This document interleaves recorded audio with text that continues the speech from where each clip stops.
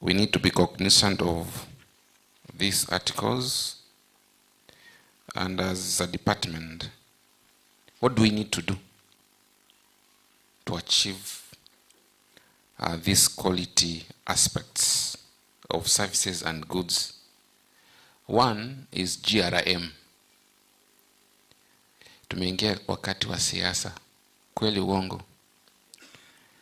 At times we are being accused falsely, and at times we are being accused, wengine tunasemaje, truly, cha ukweli. Yeah? So, do we have GRM mechanisms in our facilities? Not only for complaints, but also for compliments. We don't put GRM mechanisms for complaints peke yake.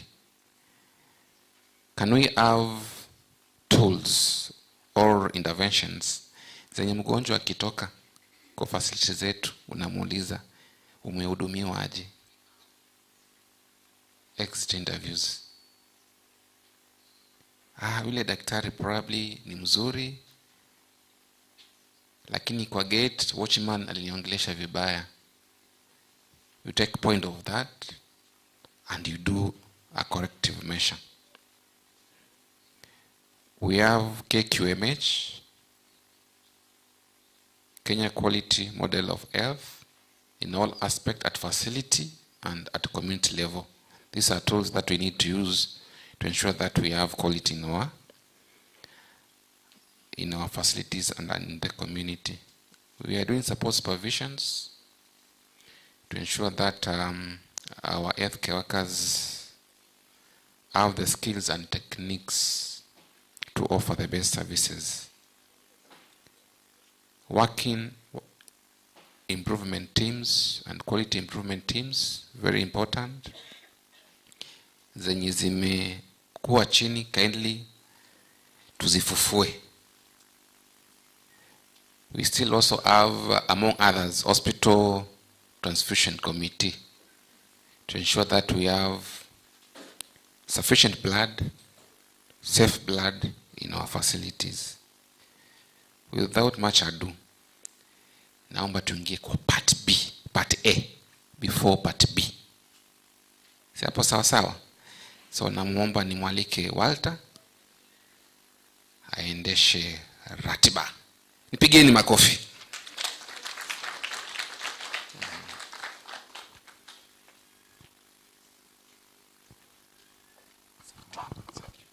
Let's appreciate our director tena na makofi. Asante.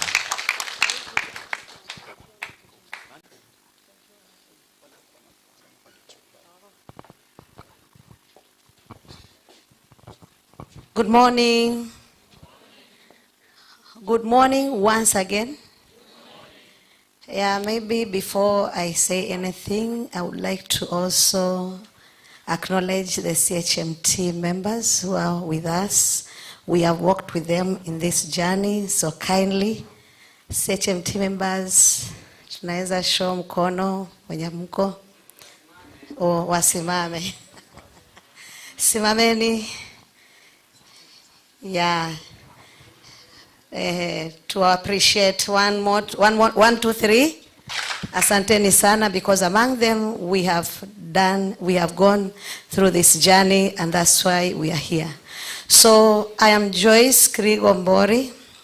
I'm the quality improvement focal person at the county.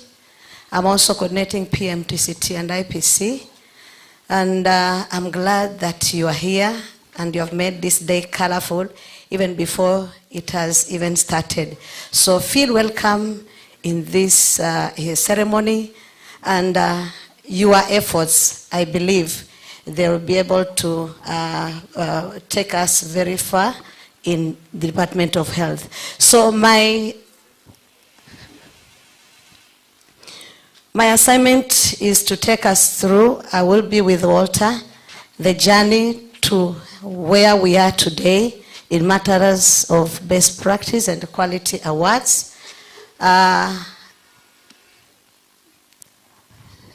Journey to Best Practice and Quality Award 2025. And I'm cognizant of time, and that's why I wouldn't like to take much time. Taita Taveta roadmap towards quality health. I was appointed as the QI in 2023, the focal person, and at that time we started by establishing our structures, the quality improvement structure. They weren't there at that time. So in 2023, we were able to establish our structures. Before that, we did an assessment. By support of our partners, we were able to conduct an assessment, which was done at the management level, the county level, the facility level, the sub-county level. And through that assessment, it informed us of the gaps that we had, and one of them being the structure gap. And that's where we started by formation of the QIT, the County Quality Improvement Team, and the WITS at the facility level, at the county and the sub-county. So we formed a County Quality Improvement Team, of which most of the members are the program leads. And we also moved the same management, the structure to the sub-county level. We had the sub-county QIT, we showed the sub-county focal persons, and we rolled out it to the facility, whereby we also have the facility QIT or WIDS focal person. We moved ahead to 2025, whereby we're building capacity, and because by the time I was in this leadership, I was not trained. So some of us were trained in QQMH, others were taken through the quality model, CQI model, and we build capacity within our healthcare workers, both at the sub-county and the facility level, and some at the county level. We have several CHMTs who are TOTs on matter of QQMH. So the same year, we did a digital CQI dashboard sensitization. We did a virtual meeting whereby healthcare workers were trained, were taken through the module, and we were given targets in our facility, like a hospital level 3, level 4, level 5, was supposed to have a number of quality improvement projects as a target that will be able to help them focus in improving quality service delivery at their level. So there was assistization and also target setting. Then in 2024, the same year, we formed the County Quality Improvement Technical Working Group. This is a group that part of them with CHMT members. We have the director as the chairperson, and all program leads. We have the sub-county QI focal persons and the hospital QI focal persons being part of the technical working group. We have a member who is also a private, from a private facility as a member, and the chairperson of a board, of the hospital board, being part of the technical working group. So about that, we also have our partners who are supporting us on quality improvement, being Stawisha Pwani. By then, we had UMI and UAT. And this one will be progressive. Whoever maybe partner joins us and has QI in their component, then they'll be able to join the technical working group. So early this year, we were able to conduct facility KQMH for the level 4s. So we did conduct in the 5 hospitals, our 4 main hospitals, Moi Hospital, Mwatate, Wesu, and Taveta, and Shelter of Hope. So I think this is the journey so far. I'd like to allow Walter also to continue. So, karibu. Thank you. Thank you. Let's appreciate Joyce. Thank you so much, Joyce. So in collaboration together with the county, we paired the SCAS course and the QI focal persons collaboratively to run with mentorship to facilities, and also further giving the last mile working with peer mentors at facility level. If you are one of these people I've mentioned, say hi. I want to know if you are here. If you are one of these people that I mentioned here, the SCAS course, we appreciate you the QI focal persons, we appreciate you. Let's appreciate them here. All of us. Thank you. Also, the PM mentors at facility level, they also mentor their facility. Make sure they have the credentials, make sure that they have uploaded QI projects, and they're able to update. Together with that, sometime in July, we did an online QI knowledge check. How many of us, by show of hand, participated in that online quiz? Yes, Taita Taveta had 305 health workers. Let's appreciate also Taita.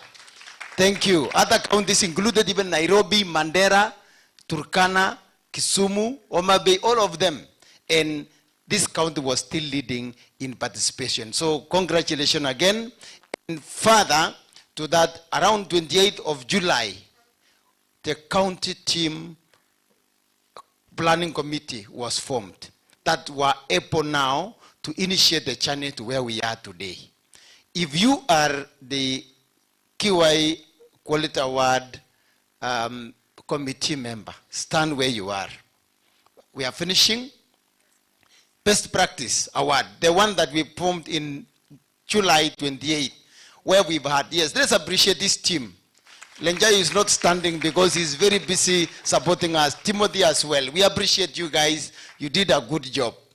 We had weekly meetings, virtual, every Tuesday, sometimes Thursday, depending on whether you are available. Some of us were also in the field doing mentorship at facility level, and you could join, and we continued planning together.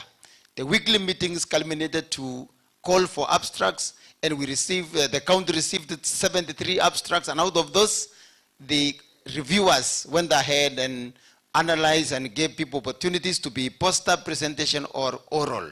The team led by Kyoko and Lenjayo. Thank you so much, team, and further with the team members. And finally, we are here. We are here because we chose all of us to participate. Those of us who wrote abstracts, let's appreciate you again. All of us, let's appreciate the people who wrote, because without you, we could not be here. Thank you, because we are here now to celebrate this March journey that we've come together. As a team, let's appreciate the efforts. Remember, it's not always smooth, but kuchituma. Go an extra mile. Sometimes not rewarded, but believe you me, it pays in the long run. Thank you so much. Let's go to the event. Let's appreciate that far we've come and everyone represented here. Thank you. We hand over now, Mike, to the next level of work, and we continue hearing from the people that have really worked with us this journey. Lenjaye, you can take up.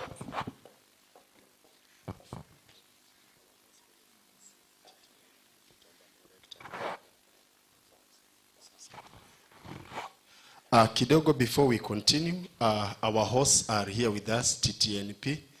Na nitaomba tu director akuje awakaribishe so that they give out their remarks as the host, then we proceed.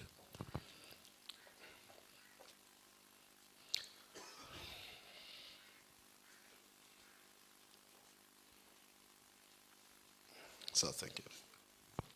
Thank you, Timo. Amjambo tena.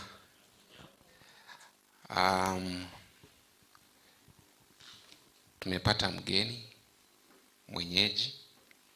Tunaomba tumwalike pia atukaribishe. Atuambie ni nini iko area. Si ni kweli? Na mambo mengine. Karibu Madam Osore. Pigeni makofi.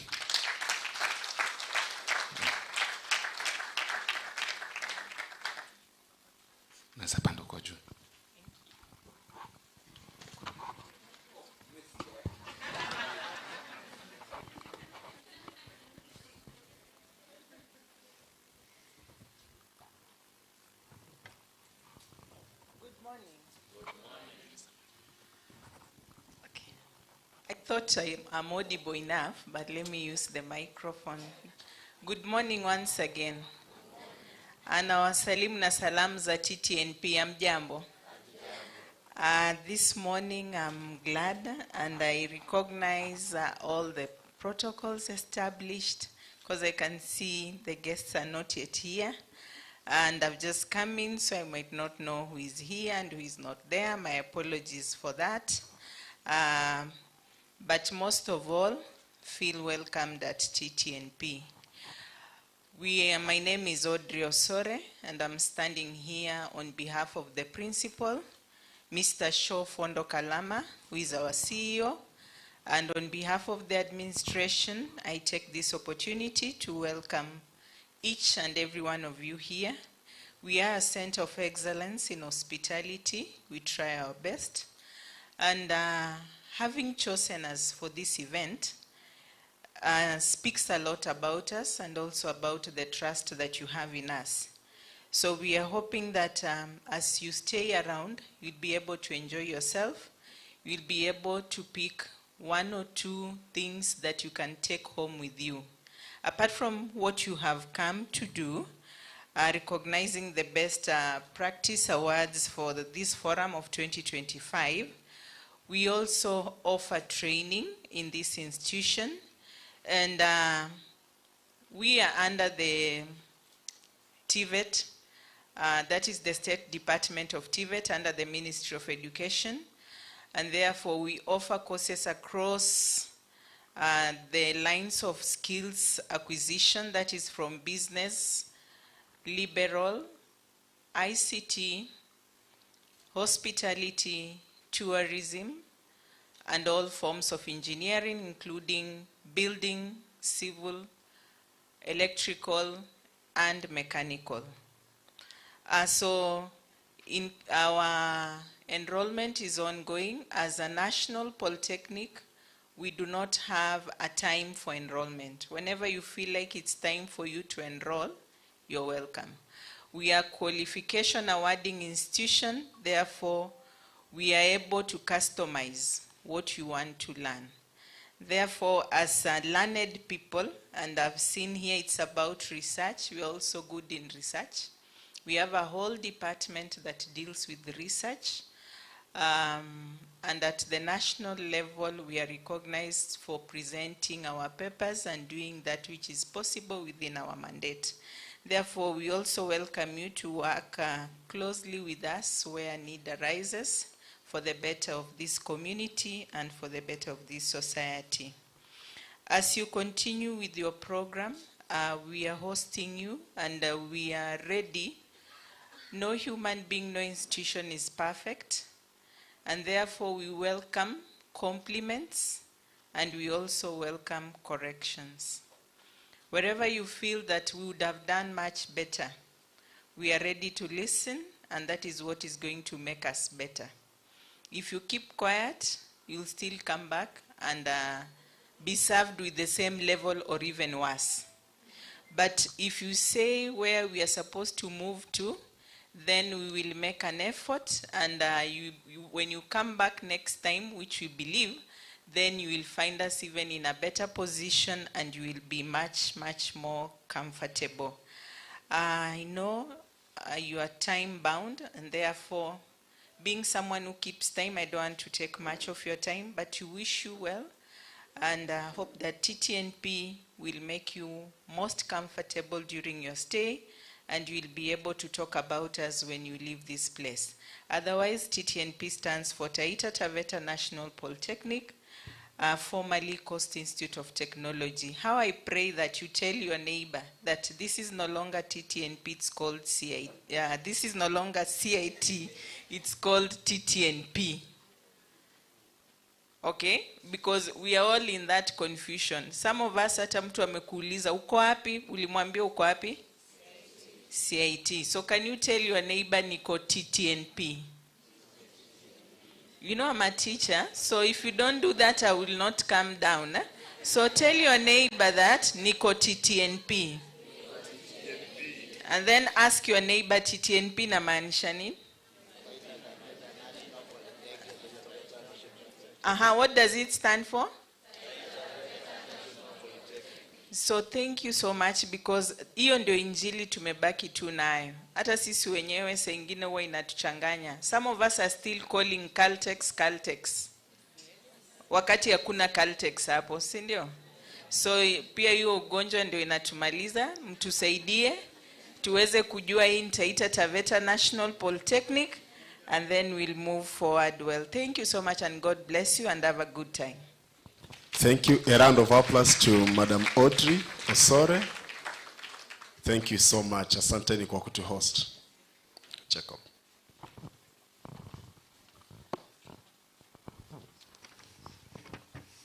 Yes, good morning once more. So as I said in the morning, I got the privilege of working with Mr. Kioko and also Paul Ngaluma and the others in reviewing the abstracts. And in total, we got 73 abstracts, 65 of them from public facilities, and then 8 from private facilities. These 73 abstracts were from 54 individuals. So kuna watu walikuwa very ambitious. Waliandika 4, 5, 3. And then from the 73 abstracts, we narrowed down and we got 16 for oral presentations, and then 16 for poster presentations. Zile mnaziona huko kando na zingine ziko nje. So wale wengine maybe zao hazikufika threshold, but as Dr. Yoro has said, we can sharpen our skills and do better. And what we have done, we have a group, tulikuwa tumefungua kitambo na Kioko sometime last year, ya WhatsApp tulikuwa tumeita Taita Taveta abstract writers. Sasa tulikuwa watu wachache, wale walikuwa interested, tulikuwa tunashare experience hapo. But sasa sisi hawa 73, we ensure you are among the members of your group, because hapo ndio tutakuwa tukishare inputs na tutakuwa tukipata insights pia from Dr. Yaro na wale wengine. And these guys from Cambridge walijiintroduce, but hawakutuambia the worth of knowledge wako nayo in terms of issues of research, proposal writing, grants writing na hizo vitu zingine. Taveta Hospital nadhani wame experience kidogo. Hata hii time tukiandika his abstracts na the reviews. Paul sijui kama mnamjua. Yeye wacha asimame, maybe wale walikuwa hajamuona wanaweza muona vizuri. So yeye tulisaidiana naye ku review nyingi, na alitusaidia especially wale watu wa Taveta. Na kitu hajasema ambayo itatusaidia pia sisi, especially wale tuko shuleni. Wale tuko shuleni, you need to submit your concept note, you need to be guided how you do your research, your thesis na nini. You can see him na wale wengine wa Cambridge, they are the experts in the house. Because maybe kitu hajasema, as young as he looks, he's currently pursuing his PhD in infectious diseases.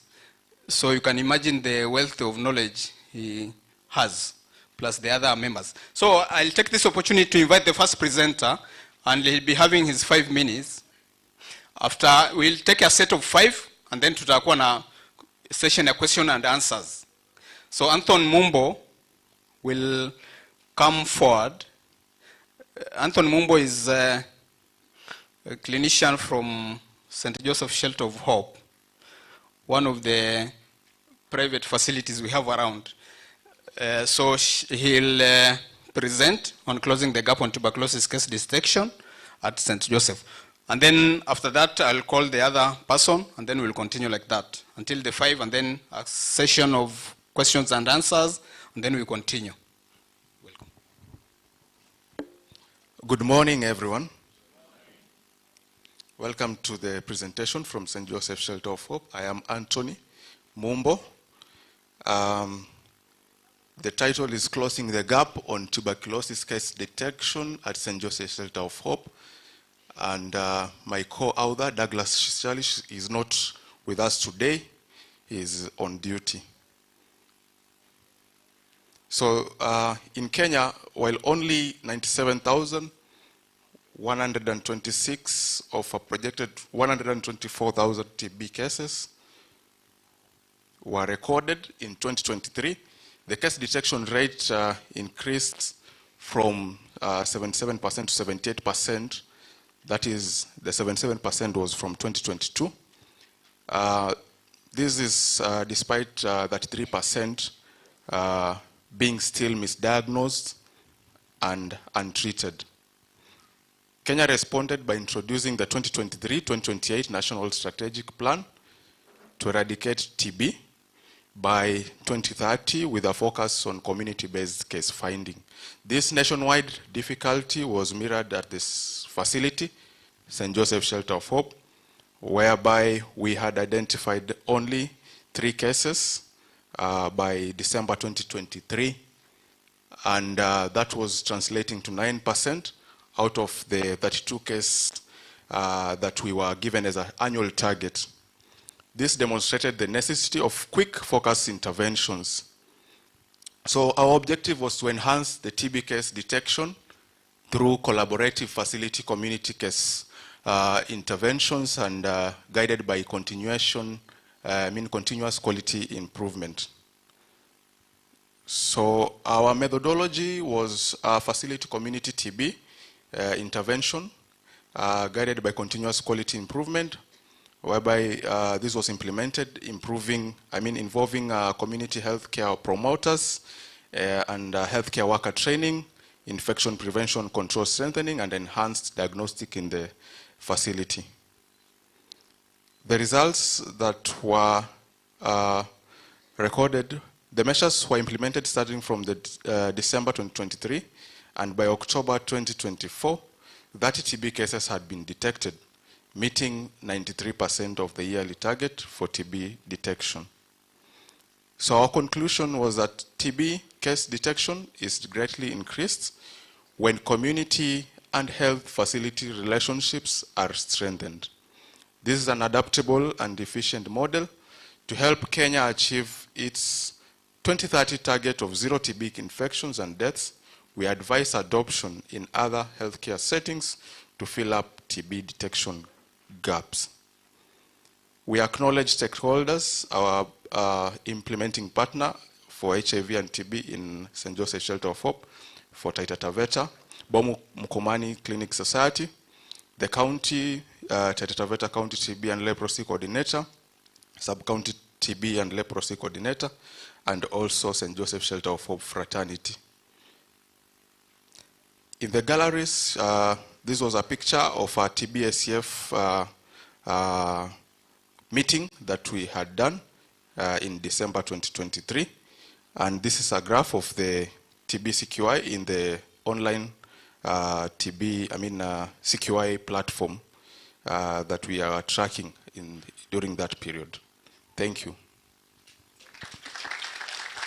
So, makofi tena. So we can allow him to sit. Wakishafika watano, tutawaeka hapa mbele, and then tutakuwa na kama 10 minutes ya maswali kwa yoyote ambaye atakuwa nayo.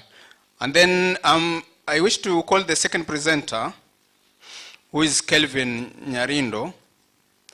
Kelvin is coming from Taveta sub-county, from the sub-county team, and he'll be telling us something on assessing the quality of health services through client exit feedback as third of 14 Taveta sub-county health facilities. So welcome. Thank you very much, Jacob, the moderator. Distinguished guests, ladies and gentlemen, in front of you is Kelvin Nyarindo. We managed to do a quality assessment survey, which is co-authored by Beatrice Mwakio, Diana Wakio, Lilian Sirere, and Felix Kimodo, who are all from the Department of Health Services, Taveta Sub-County.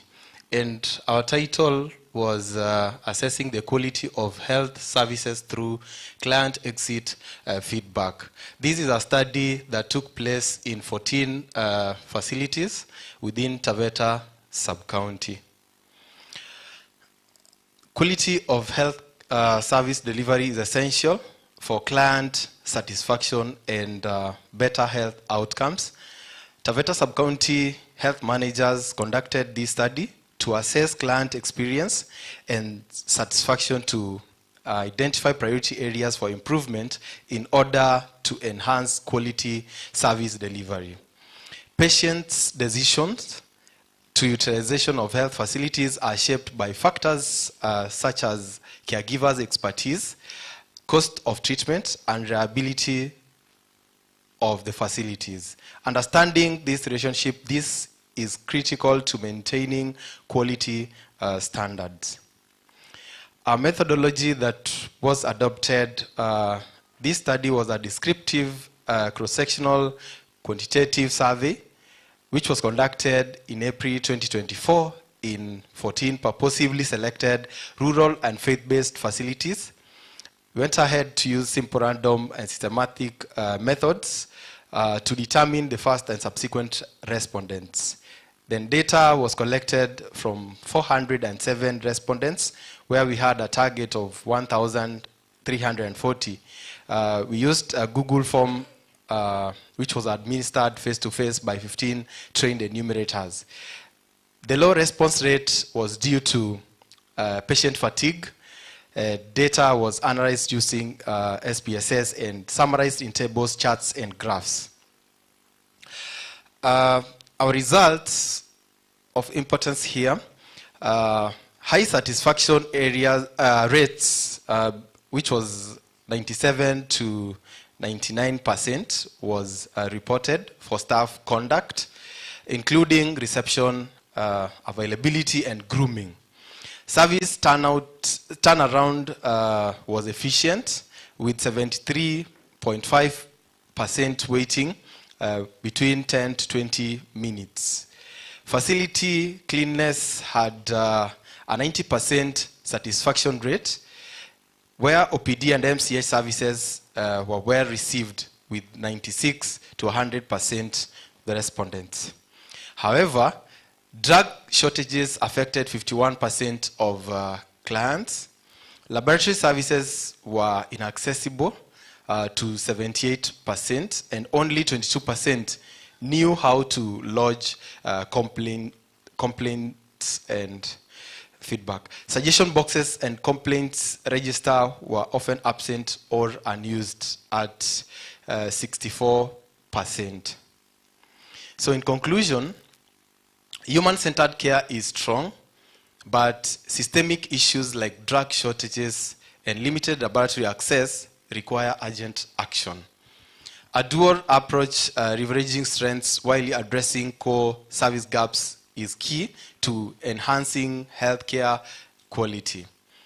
Increased budgetary allocations for drug supplies and improve staffing in critical departments such as laboratories and maternity to enable service accessibility at all times.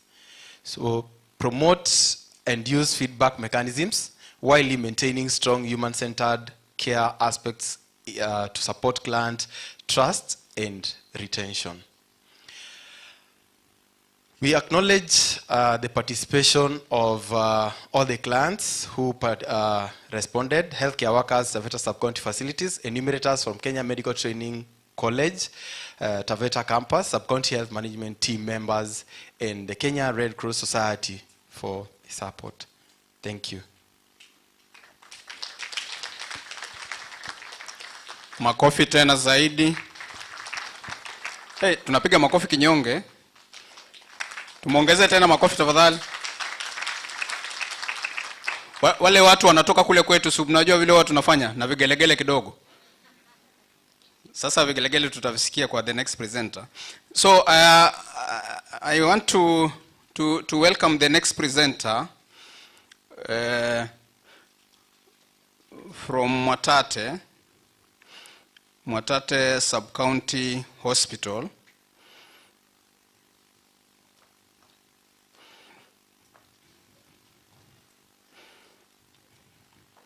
So the presenter from Mwatate Sub-County Hospital will be presenting on leveraging FIF and PPS to improve infrastructure, service quality, and staff motivation. So thank you and welcome. All protocols observed. Good morning, everybody.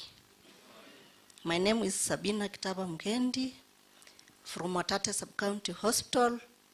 I'm going to present leveraging FIF and public-private partners to improve infrastructure service and quality and staff motivation. Author Lina Mwale and Sabina Mkendi. Background. Public health facilities in Kenya often struggle with financing, as most of their funding goes to personnel, leaving little for infrastructure, supplies, and service quality. The Facility Improvement Fund gives facilities financially autonomy, allowing facilities to reinvest funds generated locally into priority needs. Legislation, that is National Health Financing Strategy 2020 to 2030, Taita Taveta Health Services Improvement Act 2024. In Taita Taveta County, FIF was combined with public-private partnerships to create a blended financially model that strengthen health service delivery. Objectives. 1, to demonstrate how blended financing, that is FIF plus PPPP, strengthens health systems and advances Kenya's UHC 2030 goals. Number 2, to showcase Mwatate Sub-County Hospital as a scalable and replicable model for other facilities. Methodology used. This was a descriptive study conducted from June 2024 to August 2025. Reviewed financial records, budgets, expenditure reports. Health information data was also analyzed, pictorial evidence documented. The results. Number 1, we established 6-bed emergency department. Number 2, we expanded pharmacy department. 3, established MCH unit with spacious waiting area, procured hospital supplies and support staff uniforms. Number 5, supported staff team building, which boosted their morale. Number 6, M-Pesa Foundation partnership, which is building and equipping maternity, newborn, and theater facility. Conclusion and recommendation. FIF and PPP provide a sustainable, replicable model, enhancing infrastructure, services, and staff motivation. Also, FIF contributed 23,590,610, while private-public partners contributed 40,906,171 shillings as at 30th June 2025. Recommendations. Strengthen FIF governance and accountability. Actively seek PPP's opportunities. Scale model to achieve UHC. Acknowledgement. We acknowledge county and sub-county leadership, Mwatate Sub-County Hospital staffs, Emergency Care Foundation, which supported us with emergency equipment, Wildlife Works, which supported us with medical equipment, M-Pesa Foundation, grant for construction and equipping of new maternity, NBU and theater, Kenyatta University supported us with tele-counseling support to hospital staffs, Stawisha Pwani supported us on the HIV and TB program. We have a gallery on FIF, before and after. The before storage room and after. That is the emergency department. We have MCH waiting bay before and after. Staff team building. We have support staff on their uniform. We have also, M-Pesa Foundation, the acknowledgement to construct our maternity and newborn with a theater. which they wrote us and gave us 40 million grant, as said earlier. We have satisfied customer feedback. In Facebook, there is one Tina, Mwatate Sub-County Hospital is the place to be treated. Customer service is on another level. Hii sijaona kwingine tangu nizaliwe, barikiweni sana. Another one from WhatsApp group. And so today, we sought some medical assistant at Mwatate Sub-County Hospital. I'm quite happy with the service provided. Nice hospitality, good people. She worked perfectly well. Received all the drugs prescribed except one. Health department, especially Mwatate Sub-County Hospital team, good job. Keep going. Good work. Thank you so much. Makofi zaidi. Hii naona ndio ilibamba watu zaidi.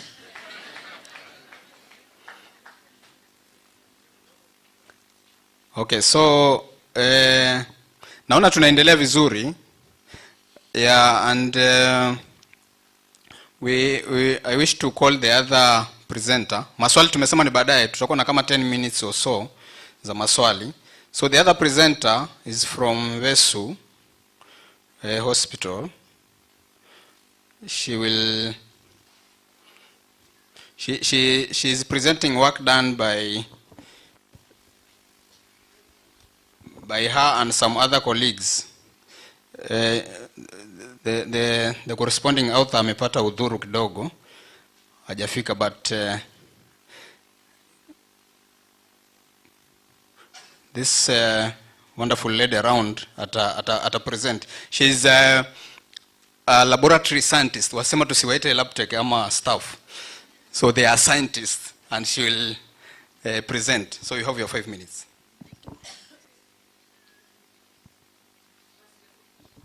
Thank you. All protocols observed. Good morning, colleagues. My name is Clara Andala, and I will take you through one of our abstracts that we have done on the prevalence of and patterns of gender-based violence amongst survivors who attended Wesu Sub-County Hospital.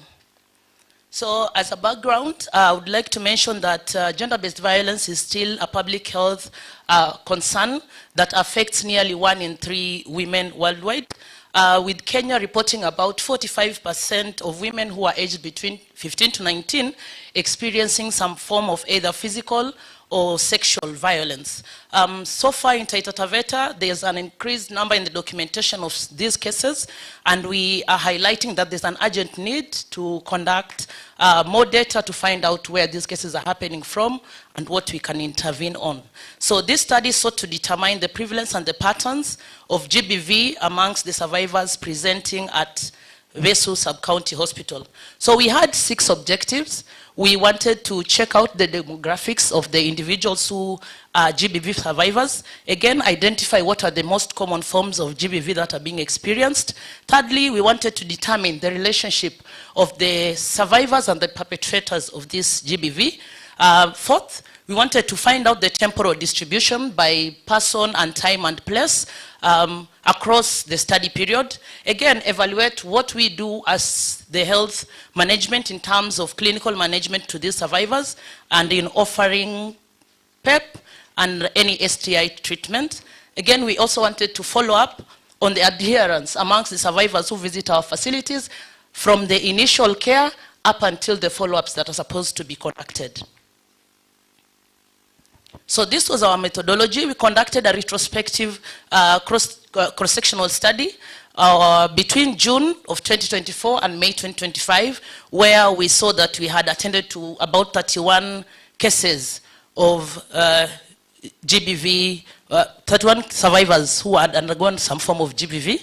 The data that we extracted, we had gotten it from the post-rep care forms and the MOH 365, which is the GBV register.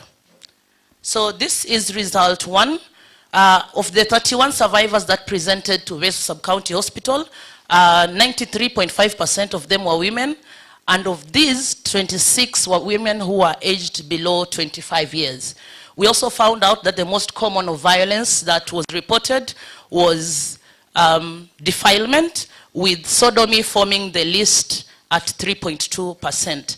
Of the perpetrators that were encountered, that were reported in those registers, 11 of them were found to be friends, and about 6, which comprises of 20.6%, were found to be neighbors. On the temporal distribution, we found that 5 cases were reported from the month of October, which was the highest during the period of evaluation, and also amongst the, we found 9 cases that were reported from spouses. So we consider that intimate partner violence cases. For all the cases that reported to the facility, there was issuance of the post-exposure prophylaxis and any STI treatment, of which 61% of the survivors received some form of treatment, and all of them, when they were tested for HIV, turned out to be HIV negative. We did find out, though, that there was poor adherence when it came to second and third visits. The post-rape care form or the register requires that we conduct at least 4 visits after the first initiation of meeting with the survivor, but they all disappeared or did not come back to the facility for the second or the 4th scheduled visits. So in conclusion, we want to say that GBV remains a critical issue in Taita Taveta, and it is predominantly affecting the young women.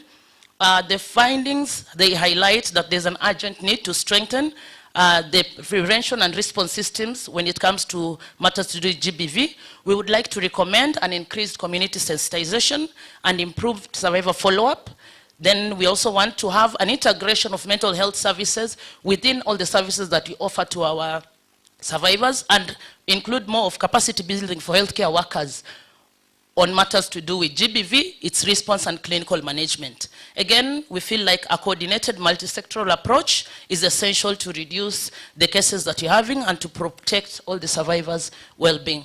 I would like to acknowledge our PVC County Coordinator, Janet Egwa, and the Wesu Sub-County team for the support that they offered to create this document. Thank you. It's okay, a round of applause. Now, ladies and gentlemen, allow me to recognize the presence of our CCO, Department of Health. Karibu sana, Madam. Thank you. We can proceed. Thank you. Scientist, tumpigie makofi mengine kidogo. So, let me call the 5th one, and then we'll take like 10 or so minutes for question and answer, and then we'll know the way forward. So I'll call Bernard from Taveta Sub-County Hospital. He's a clinician in that hospital, and also the one managing or running the sickle cell clinic. So he'll tell us something about sickle cell. So welcome. Thank you. Ladies and gentlemen, good morning. My name is Bernard Rukwaro. I'm coming all the way from the border, Taveta. Mapokea salamu za Taveta. Okay, I would like to go through this presentation. It tells about the burden of sickle cell disease in Taveta Sub-County, in Taita, Taveta, Kenya. On the background, sickle cell disease is a prevalent inherited hematological disorder caused by a homozygous mutation of the beta globin gene, leading to sickle cell-shaped red blood cells, which appear like a banana shape, chronic hemolytic anemia, vaso-occlusive crisis, and multi-organ complications. As you know, Taita Taveta County has been identified as one of the high-burden regions. These abstracts provide an overview of the current status of the sickle cell disease in Taveta Sub-County Hospital, highlighting epidemiological trends, challenges, and recommendations for improved care. One of our objectives of this study was to determine the burden and the demographic distribution of the condition in our county. And also, the second one was to identify local barriers to effective diagnosis and care, and also to assess the impact of grassroots interventions including capacity building, community mobilization, and healthcare system strengthening. In our methodology, we used a mixed method approach, whereby qualitative data was extracted from our hospital records department that was used to assess the prevalence, the distribution, frequency of sickle cell disease-related admissions, common complications, and also treatment outcomes. Qualitative data was collected through semi-structured interviews with our healthcare providers, that is our clinicians, nurses, and also other stakeholders in our healthcare. Also patients, caregivers, and community health volunteers were used to explore healthcare seeking behaviors, stigma, and systemic barriers to effective sickle cell disease care. Some of those results were, they indicated approximately 2 to 7% of our pediatric admissions in the hospital were due to vaso-occlusive crisis, severe anemia, and infections being the most common complications. A total number of 86 patients are currently under our clinic. They usually come to our facility once a month. 21 of them are under 5 years, 39 are aged between 5 and 18 years, 26 are adults. From January this year up to July, we started our newborn screening, which was supported by AMPATH Kenya and also from the national government. We identified 8 infants with sickle cell disease, that is SS, 21 were carriers, and 374 babies, they had normal hemoglobin, that is AA.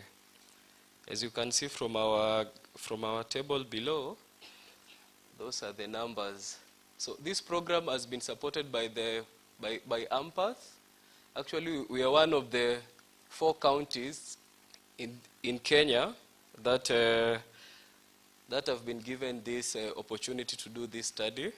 So Taita Taveta tulibarikiwa sana kupata hiyo nafasi. So some of those results, additionally, poor health seeking behavior, late admissions, and low adherence to follow-up visits exacerbate disease complications.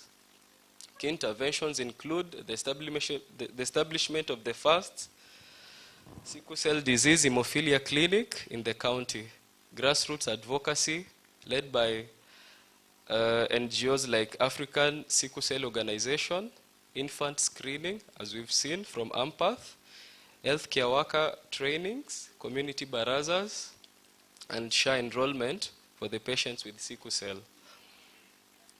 Just to conclude, key things to be done include integrating pediatrics and adult clinics, clinician trainings, diagnostic access, and community awareness.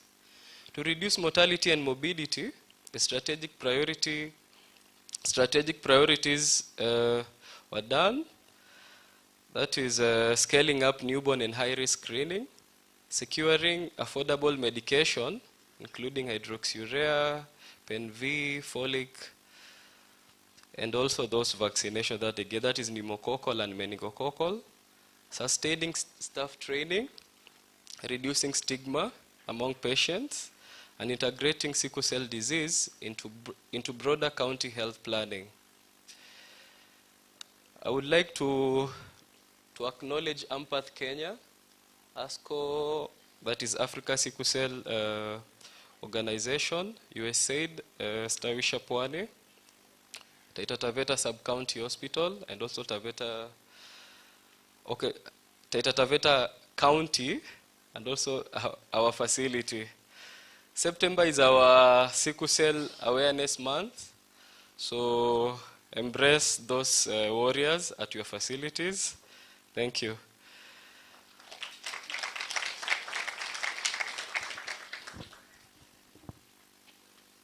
Yes, makofi tena. So we are going to the session around 10 minutes, session question and answers. So wale wamepresent, kuna viti tulikuwa tumetayarisha hapa, sijui vimepelekwa wapi tena. Ziko?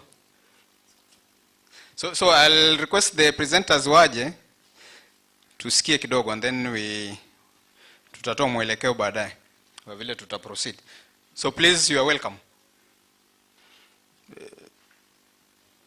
The 5 tuko watano.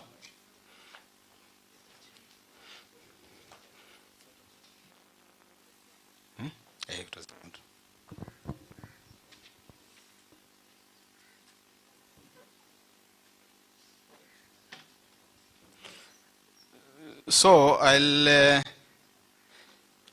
najua watu watakuwa na maswali mengi. Hata kuna mtu mwingine alishaniambia tukiona mtu wa sub county yetu ama facility yetu analemewa na maswali tunaweza msaidia from huko mahali tumeketi. Sijui kama itawezekana, but I'll take 2 questions and then mtu wa mwisho nitampatia nafasi Dr. Oyaro atauliza maswali alafu atatupatia closing remarks za hiyo session. So nani yuko na swali tafadhali? Nimpatie nafasi.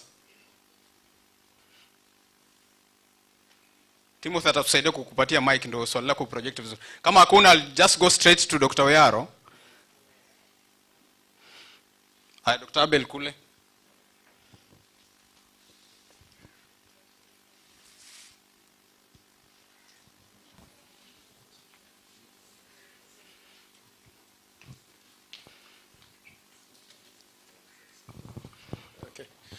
Hongera to all the presenters for the good job. Excuse me.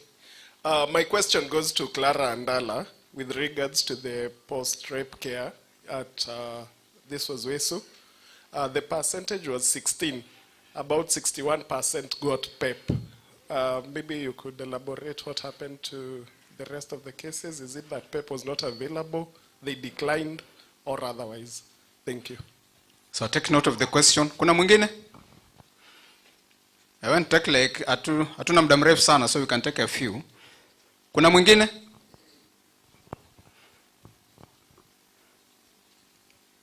Joseph, kuna swali? Mbona umeonyesha mkono? Oh, hakuna mwingine?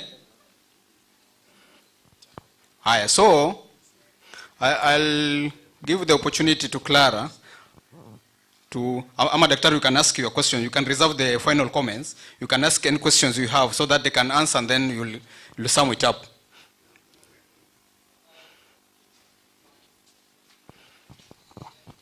Yeah, thank you. Thank you all for the good presentations. I appreciate that I know a lot were descriptive. To Kelvin, I'm just interested to know whether the action points that you had indicated, because the data was since 2024. Is there documentation on anything that has been acted on? Because it's a quality thing. So you made recommendations, but if you, from the time you stopped collecting the data for your study, are there things that have been acted upon? And one of the ways would be to go back to the same participants who responded to the survey, especially those who gave negative report, whether things have changed. That's one way that you can do it. I think for the rest, it's more of comments.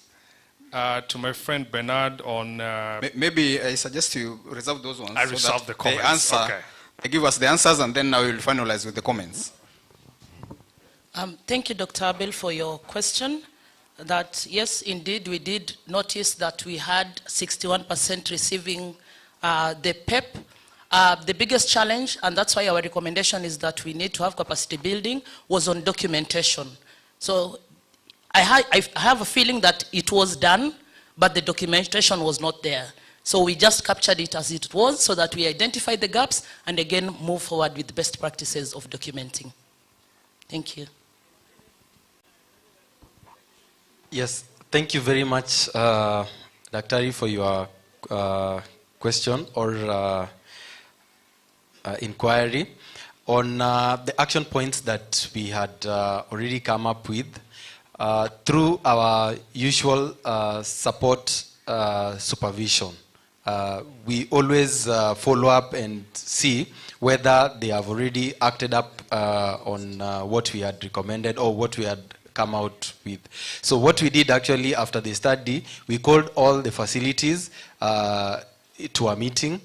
It was a whole day discussion. So we presented the findings. After presenting the findings to them, then we had to agree with the facilities to do action plans, and they shared action plans to us. So once they shared action plans, they were pegged on timelines on when they should have already accomplished all the same. So we've not done another post-survey to just like find out that all the inquiries were responded to, but already through our support supervision, it is a plus. The team is here, can bear witness that most of the facilities have started actioning all the outcomes that we had already alluded to. But for the clients, we've not done that post-survey so that we can be able to go back and see whether the satisfaction level has improved. But that is work in progress that we need to accomplish before this year ends. Thank you. So, Dr. you can give your closing remarks.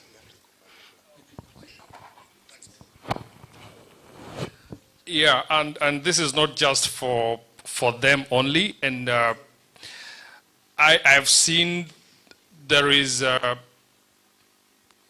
tracking of progress from baseline. Okay. All right. Thank you. So there's tracking of baseline and over time looking at progress, and I know that's part of the CQI agenda.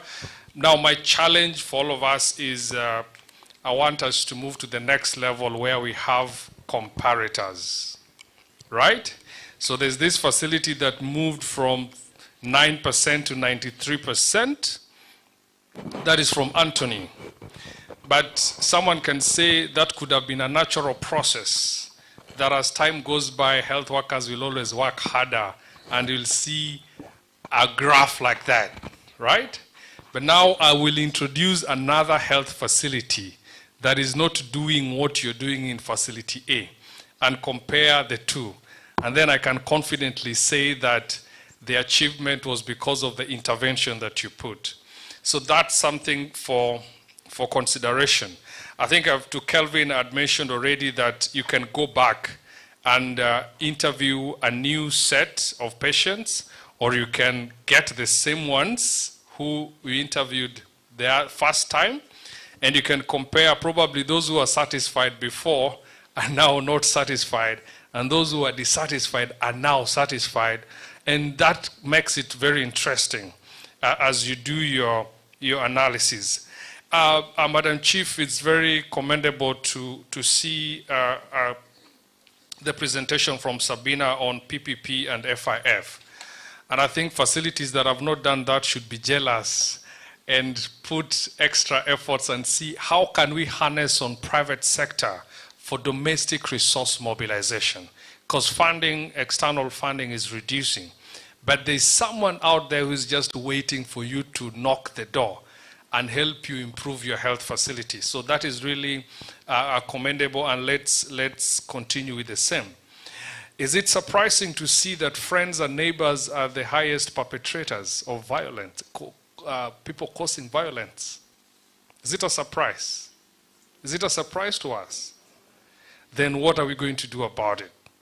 We may be looking for someone out there violating the children and the people within the homes, but the data that he shows is what is out there, that friends and those known to us are the ones causing more violence. So we need to intervene and see this reducing. Lastly, on sickle cell, that is also very, very good. And integrating sickle cell diagnosis and management, as you recommended, is very important. Last week, 2 weeks ago, we had a presentation from one of the counties, and sickle cell was again talked about. And the person was comparing on on how the patients feel when you use Ringer's lactate versus normal saline. And sometimes you may be using a fluid that is available for you in the facility. You don't have the other one. Ringer's lactate does better than normal saline. But if a child comes and you only have normal saline, that is what you'd use. But now this health worker went ahead to compare how do children respond if they use Ringer's lactate. So I'll stop there, but interested in pursuing this further, probably I'll join your WhatsApp group and we can take this to the next level. Thank you.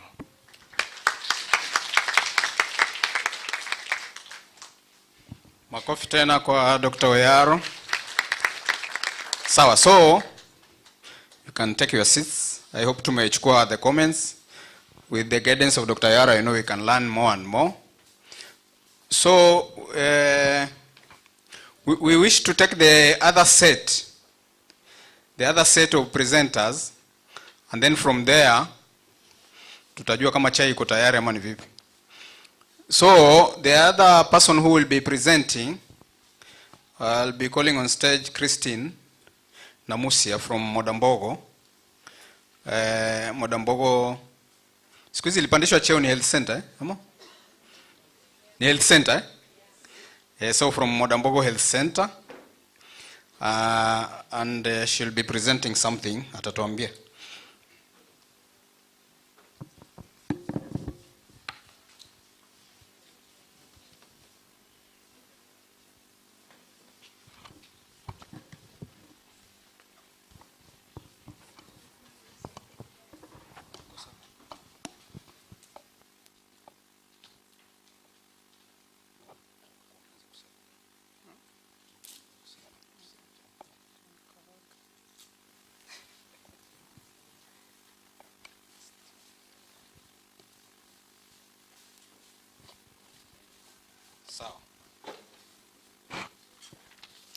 Good morning, ladies and gentlemen. I'm Christine Namusia from Modambogo Health Center. I'm going to present about strengthening uptake of TPT among healthcare workers through a CQI that was done at Modambogo Health Center from October last year to August. Background. Tuberculosis is a major cause of morbidity and mortality globally, with sub-Saharan Africa carrying a high burden. Healthcare workers are at increased risk due to occupational exposure, making tuberculosis preventive therapy a critical intervention commented by the WHO and Kenya Ministry of Health. Uptake of TPT in Kenya has been suboptimal due to stigma, limited awareness, and fear of side effects. At Modambogo Health Center in Taita, Taveta County, TPT coverage among healthcare workers was only 20% in late 2024, signaling a major occupational health gap. To address this challenge, we implemented a CQI initiative. A QI team conducted a root cause analysis using fishbone diagrams and run chart prioritization to identify barriers. From October to December 2024, the team implemented a targeted intervention, including health education stations, emphasizing safety and sharing personal experiences. The results. The intervention led to a significant increase from 30 in the first quarter to 85% in the third quarter of 2025. Treatment completion improved from 20% to 65% among healthcare workers. The strategies addressing stigma and fear, particularly confidential access and peer influence, improved, most effective in changing attitudes among healthcare workers. Conclusions and recommendations. The study demonstrated that combining CQI with the behavioral change strategies effectively strengthens TPT uptake among healthcare workers. We recommend that this model be adapted in other health facilities across Kenya and integrate CQI into occupational health programs, can inform policy, safeguard healthcare workers, and contribute to broader goal to TB prevention and control. We acknowledge the Mwatate Sub-County team and Modamogo Health Center QI team and USAID Tawisha Pwani to making this a success in our facility. Thank you.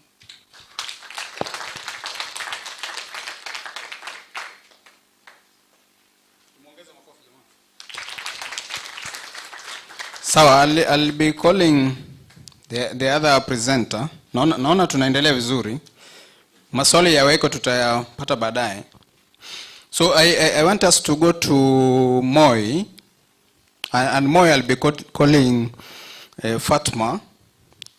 Fatma, she works in Moi as the anesthetist.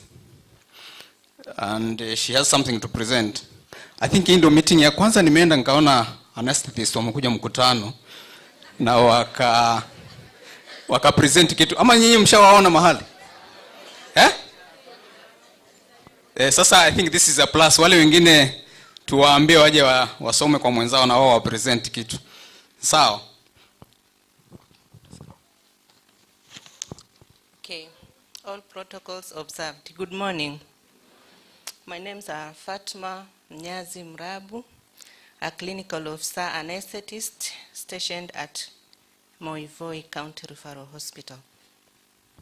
I'll take you through emergency obstetric referrals in regards to maternal neonatal outcomes.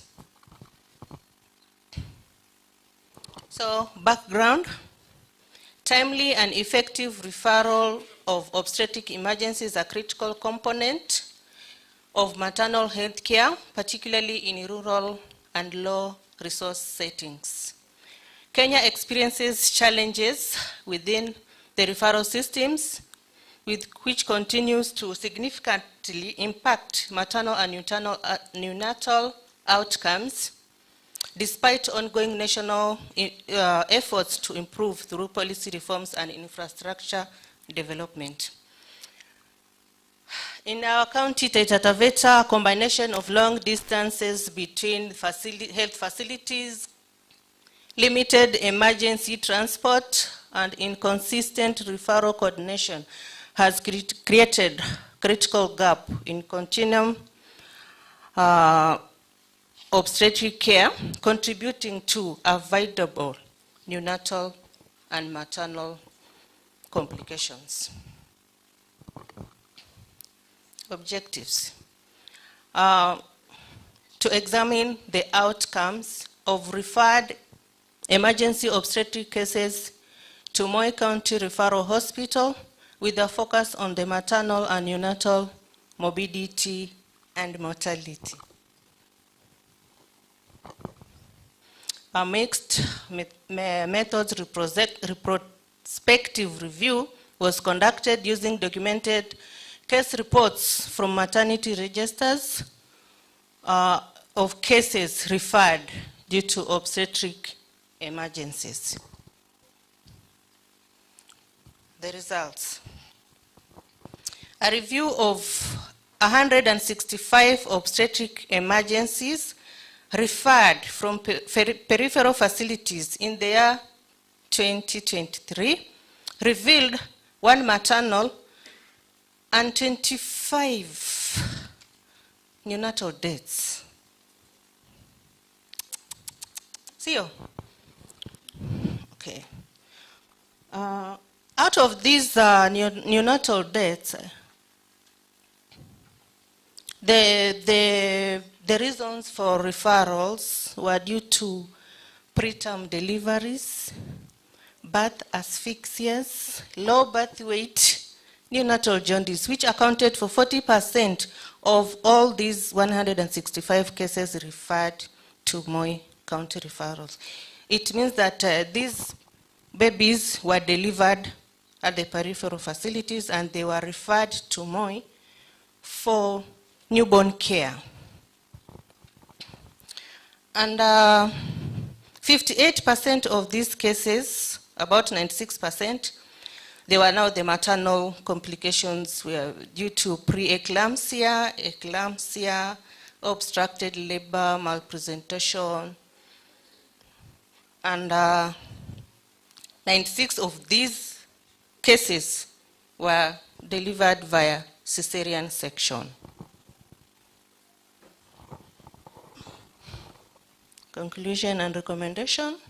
So the neonatal deaths and complications which are preterm deliveries, birth asphyxias, these highlight weakness in timely and effective prenatal care. That mother with obstructed labor which is the farthest rural facility? Huh?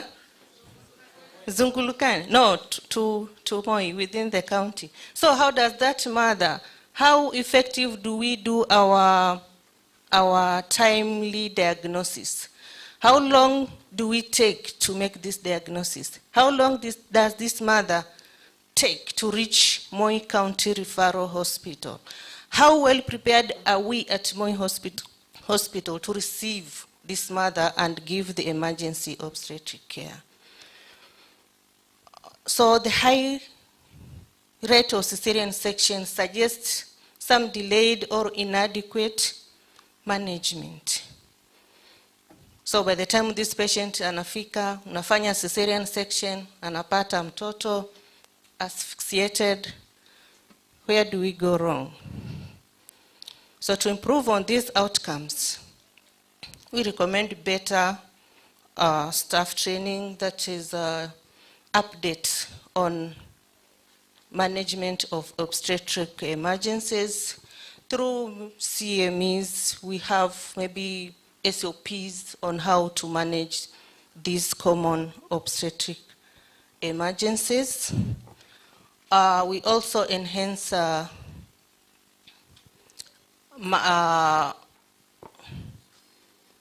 improved referral systems that include availability of emergency transport system within the county or sub-county, so to ease the transport of these mothers to Moi County Referral Hospital. Also upgrade neonatal care resources using audits to boost the quality of care.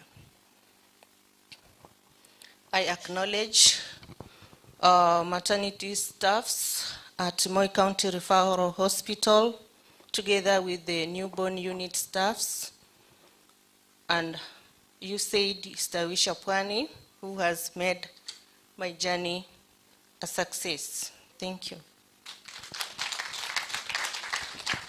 Muongeze makofi tafadhali.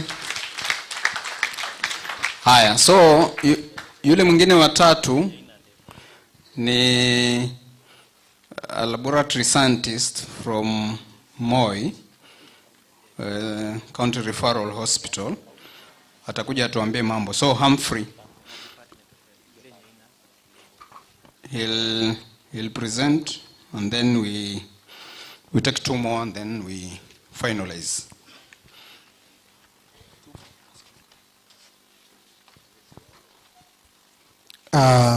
All protocol observed, ladies and gentlemen, good morning. My name is Humphrey Vuia. I'm a lab officer specializing in medical microbiology, and I'm currently stationed at MCRH laboratory. I'm going to present today to you about optimizing laboratory efficiency through adoption of laboratory information and management systems at MCRH Voi in Kenya. My co-authors are Juliet Deshe, Betty Cherono, and Rebecca Makichako.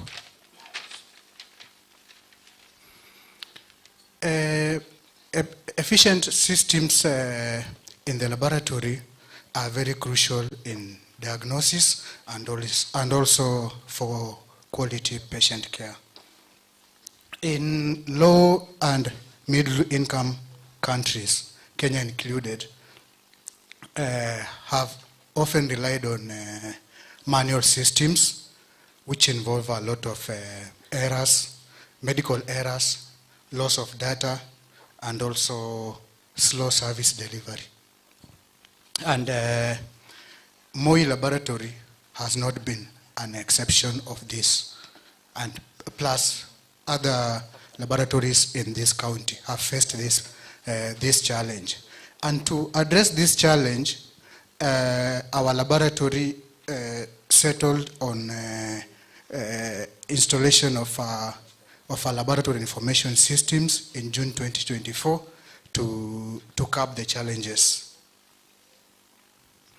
The main objective for this study was to evaluate the impact of adopting a laboratory information and management systems on efficiency, accuracy, reliability of laboratory services in the lab. To achieve this objective,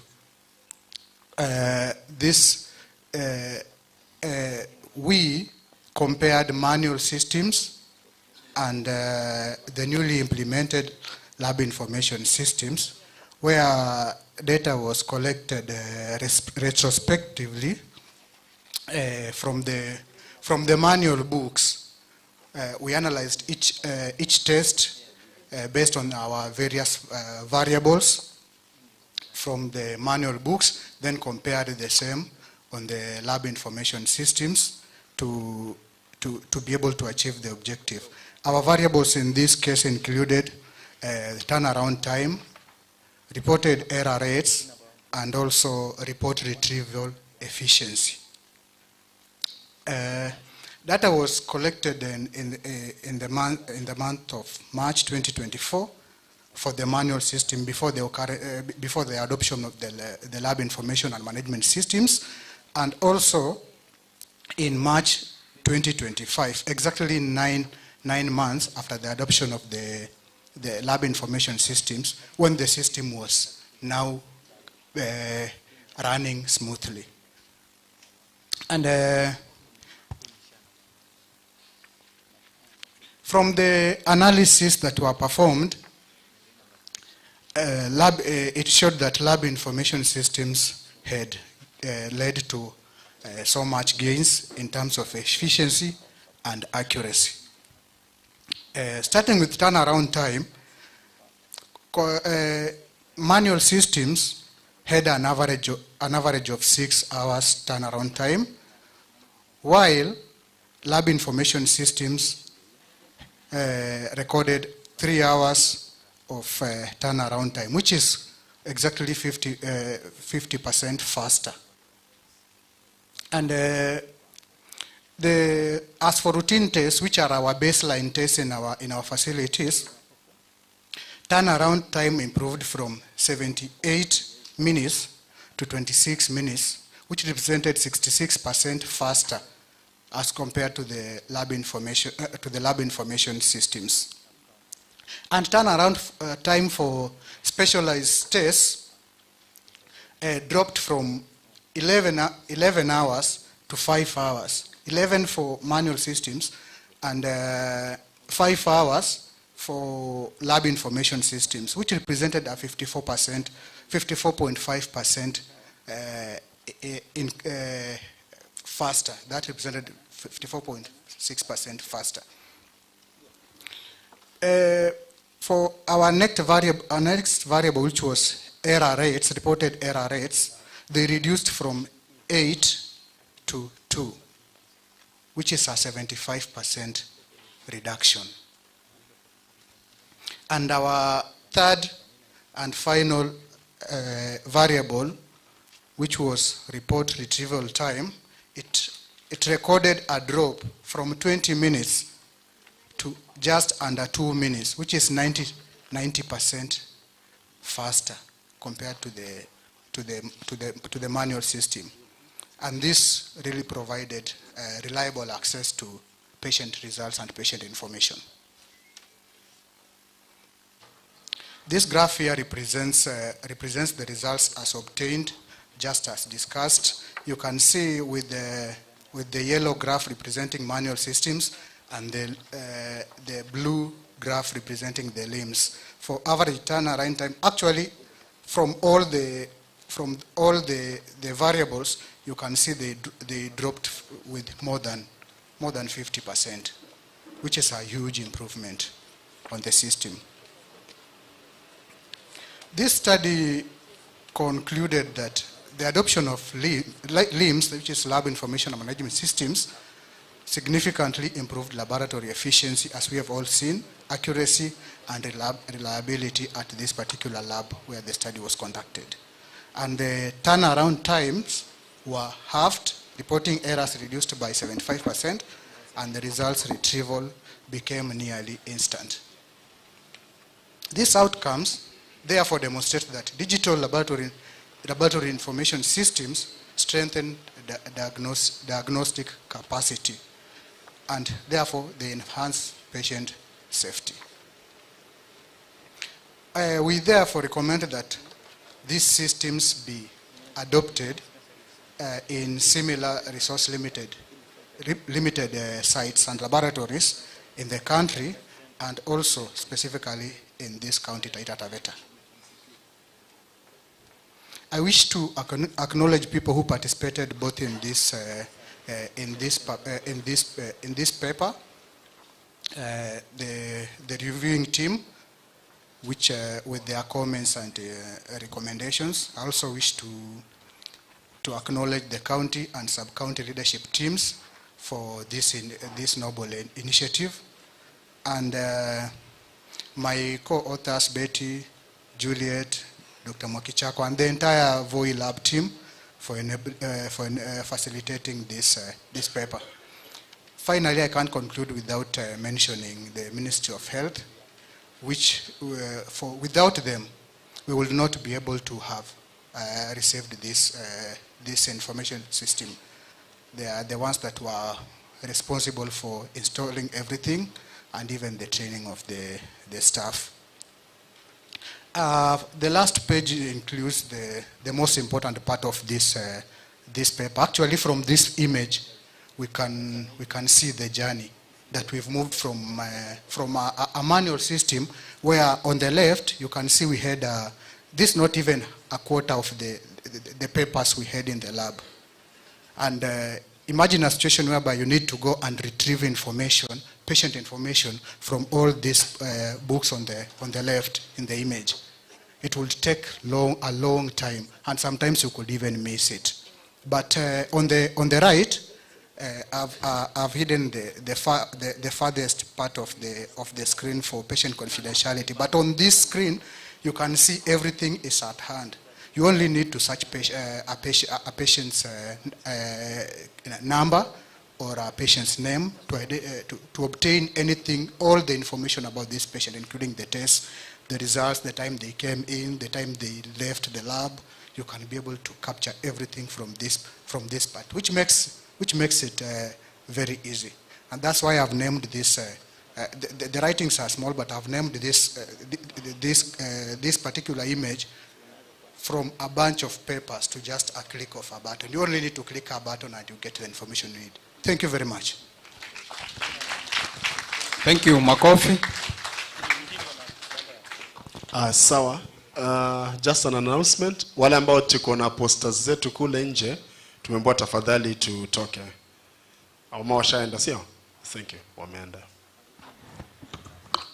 And I think tumeketi sana. We can have an energizer, si ndio? Tunaweza simama kidogo, we stretch. Tusimameni tu kidogo.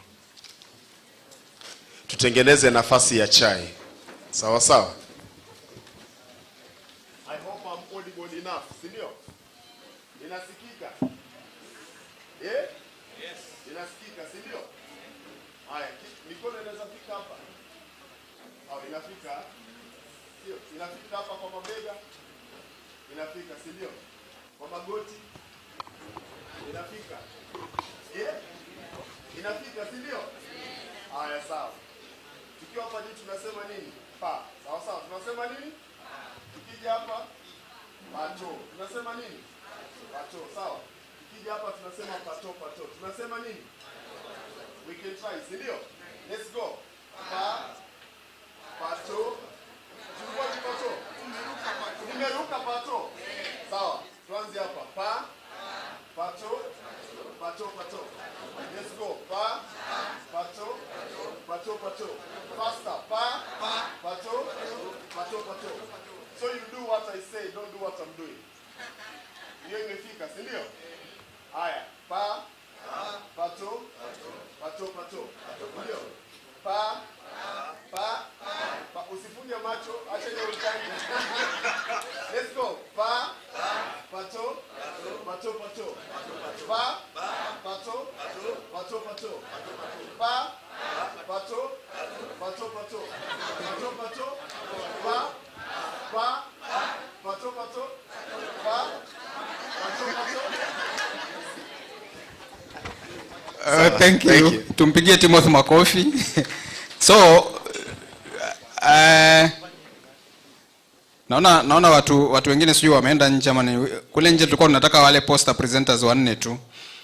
Then the others tuendelee. Yeah, so we have 2 more and then tuchukue break kidogo. So I'll welcome the other person who is Vincent Okari, an HRIO at Maungu. So atakuja present 5 minutes and then we'll call the other person. Alafu tuwe na session kidogo ya maswali na kusum up and then tuende mbele.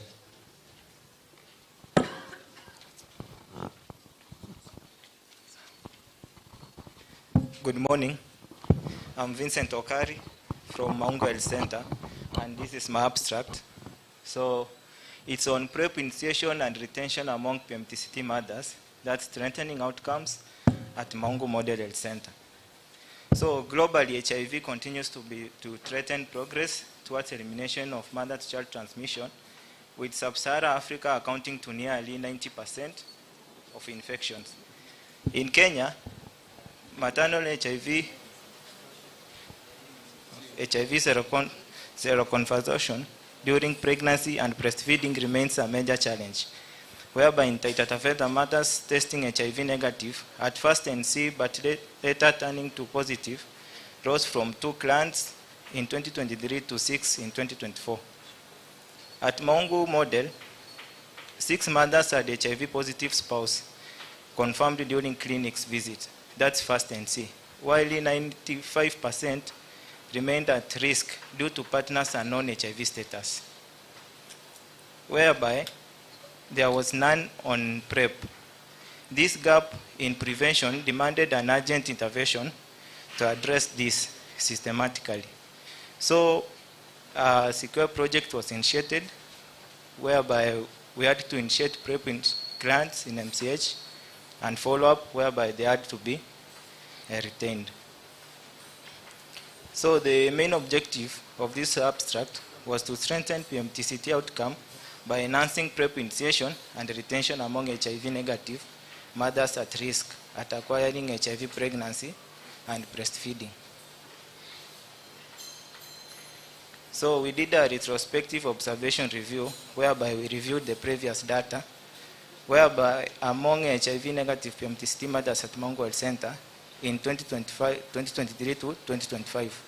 Data was obtained from the PrEP register, MOH 333, the maternity register, 45, then the NC register, MOH 46, the PNC register.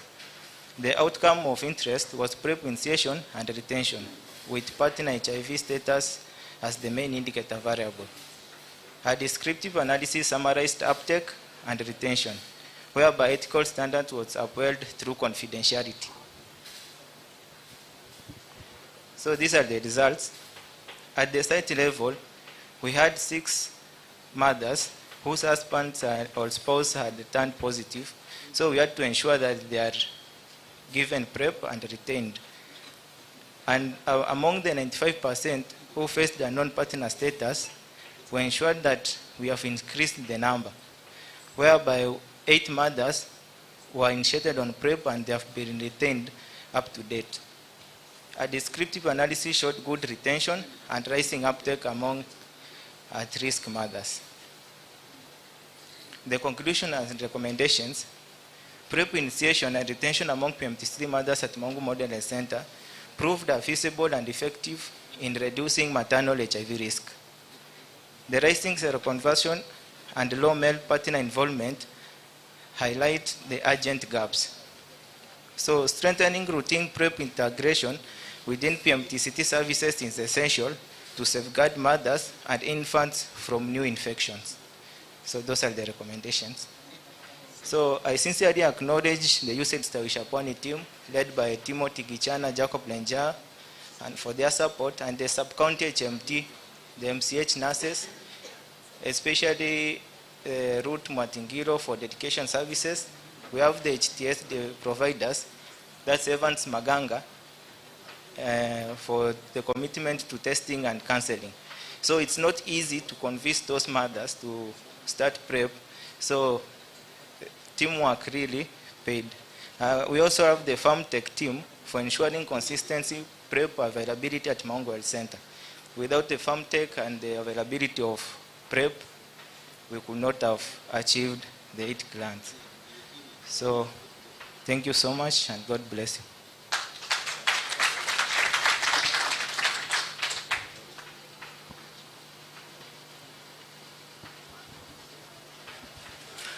Haya, so makofi tena kwake toka Maungu.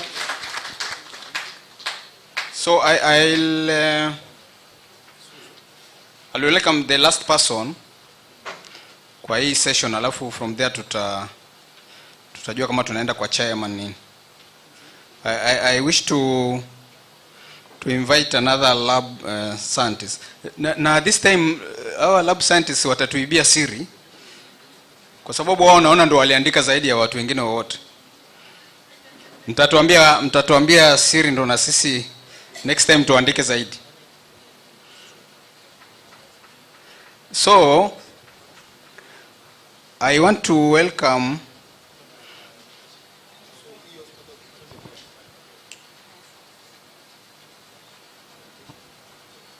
we want to concentrate. I will request Walter, Kirigo and Timothy to go outside so that they can finish the other business outside as we continue, because we want people to concentrate. So Patrick Juma will come to present, and then we'll have the last batch later. So he'll introduce himself and then he'll continue.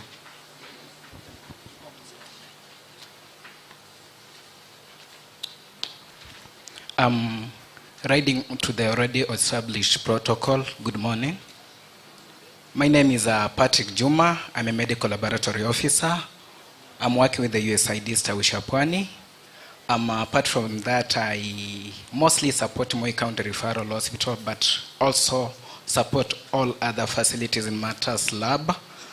My title is the rejection rate reduction of viral load samples in Taita Taveta County. My co-authors were Mr. John Unyambu, who is here, the CMLC, then James Njogu, from Sawisha. For us to achieve the 3095 of the UNAID target, viral load suppression among people living with HIV on ART is critically dependent on the integrity of the viral load sample. You find out that a high sample rejection rate will definitely compromise the quality of the results and even the service delivery. The nationally recommended rejection rate for VL, rather any other sample, is below 2%. This means that any rejection rate that is higher, rather elevated, will definitely pose a significant barrier to optimal HIV care. The objective was to reduce the viral load sample rejection rate across the 66 facilities in Taita Taveta County. The targeted key rejection causes were missing samples. We had hemolyzed samples, lab request form sample mismatch, then we have insufficient sample volume. On the methods, It was a retrospective study across the 66 facilities, as I said, that Stawisha Pwani supported. These are, remember, these are the ART sites. Then the data were extracted from the NASCOP dashboard. That's the URL link to access the same. It can be accessed by anyone from us. And I use 10 months as the baseline. That's from January to October 2024. Then we had November 2024 to August 2025 as a post-intervention. Among the interventions, we employed on-job trainings, that's OJT, where we were roving to the facility, such as from Kishushe to Sangeroko, from Eldoro to Kasigau. We've been in the facilities. We also did a comprehensive staff training. We, as the lab department, by the help of the USAID and the county CMLC, we were able to develop laboratory SOPs. We've distributed to a good number of facilities, but all the facilities are catered for. On the results, in baseline we had 5,424 samples being collected for viral load. Then they were sent to CPGH. Out of the 5,400 samples, 424 samples, 95 samples were rejected. That posing a 1.7 rejection rate, 1.75 rejection rate. Then post-intervention, that's from November 2024 to August last month, we collected 4,935 samples, of which only 10 samples were rejected from the testing site, posing a 0.2% rejection rate. Allow me to talk about these that from last year, January to October, we posted 95 samples, but it was, there was a month when we had 25 rejected samples. That was on February 2024. Then from November to date, in November we had 3 rejected samples, December 5 rejected sample, January 1, February 1 rejected sample. From March to date, we've been recording 0 rejected rate for the VL samples. The graph shows the baseline in red. Then that's green, right? Hello? That's green. Green is the post-intervention where the rejection rate is 0.2. On our recommendation, we recommend the regular training of phlebotomists. By talking about phlebotomists, remember we have facilities that don't have lab techs. So we are really equipping clinicians, nurses, or whoever is handling their clients. Then we have our careful sample preparation before referral. We also noted that some facilities were collecting samples, then they sent to the hub, rather to the testing site, then they were uncentrifuged. So once we spin those samples that have been placed in the below 20 degrees Celsius, they definitely hemolyze. Then we also recommend the annual training for sample transport riders. I understand we have 5 riders. Now we recommend that we'll have annual training for the same. Then consistent use of the laboratory SOPs. Upon rolling out the SOPs, we realized that we had that improvement now from that drastic drop to where we are now. Then we also advocate for implementation of facility remote logging of samples or a lab manifest. This will make us to avoid double entries, or you can find out that the sample has been entered into the system more than 2 times. Then finally, we also recommend now this to the county for the formation of an integrated sample referral system committee, which will help now to sort everything from the healthcare workers to the riders to the spoke to the even the sites that are needed, the machines that are needed, the centrifuge and everything. We acknowledge now the USAID Stawisha Pwani, who is my employer, the Department of Health Services, Taita Taveta County, medical laboratory technologist. I remember I've been pushing our lab techs from Moi, they're here, they can concur with that. Then finally, the NASCOP. Here are some of the photos that we took when we were doing the OJT training. The first photo is the training. The second one is an OJT. It's in Undanyi. That is Nyache. Then this one is Sangeroko Dispensary. These are the SOPs that we printed that we have been supplying to the facilities. Asanteni sana.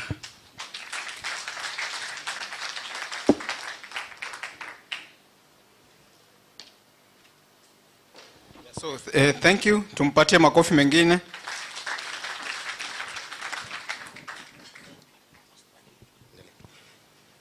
So, Timothy.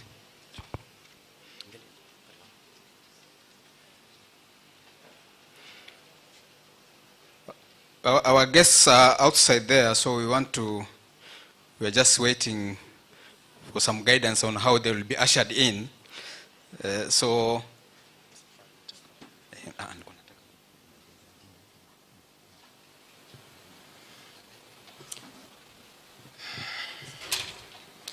Kindly carry on. I will disrupt the program a bit because of the presence of chief guest, His Excellency Dr. Andrew Mwadime, who is joining us together with the Deputy Governor, who also tops up as the CECM Health Services. Kindly, when they come in, we will be up on our feet for the national anthem and the East Africa anthem. Kindly, I beg to disrupt the program a bit.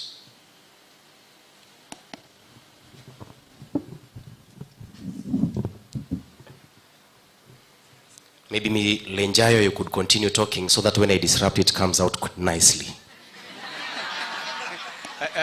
Timothy ndiye anachukua, atatupatia inajaiza kidogo as we wait. Inaweza ikakuwa kama missed call, maana itavunjika vibaya, alafu watu wanaweza sema kwamba mimi nina roho mbaya, na sina roho mbaya. Asante sana Msafiri, Chief of Protocol. Tusimameni tena to stretch as we wait for the chief guest, Mstahiki Governor. Ile ya kwanza tulikosea, si ndio?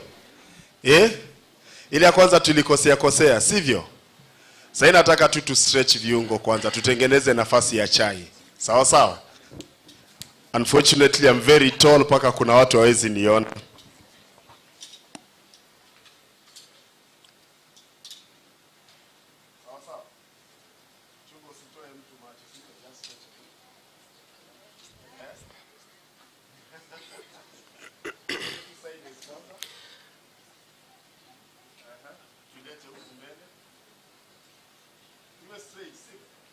Ladies and gentlemen, allow me to break it, and here comes our chief guest, His Excellency Dr. Andrew Mwadime, EGH, Wakuja, Governor Taita, Taveta. Vigelegele jamani, as we welcome His Excellency. Hayo ni makofi ya chief. His Excellency being flanked by the Deputy Governor.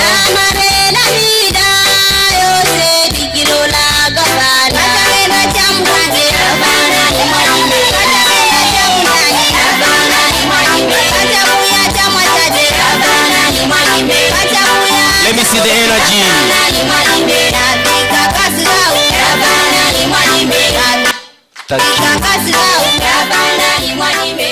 Thank you. Please let's remain standing for the national anthem.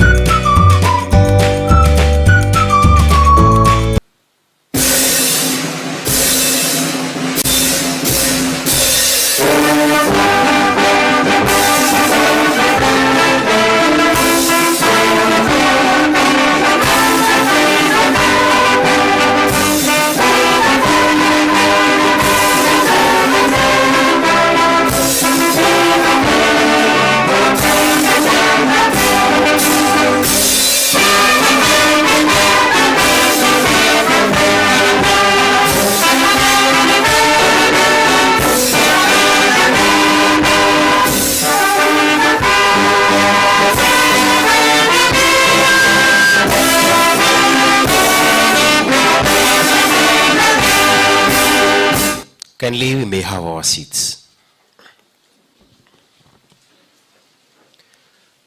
Chief Guest, Your Excellency Daktari Andrew Mwadime, EGH Governor Taita Taveta County, Mstahiki Naibu Gavana Mheshimiwa Christine Saru Kilalo, Chief of Party USAID Stawisha Pwani Daktari Patrick Oyaro, Chief Officer Health Services Madam Violet Mkamburi, Voi Sub-County Administrator Mr. Kennedy Mjomba, Voi Municipality Board Chair Reverend Godfrey Monjulu, Principal Taita Taveta National Polytechnic Sho Kalama, distinguished frontline health care providers, ladies and gentlemen, good morning.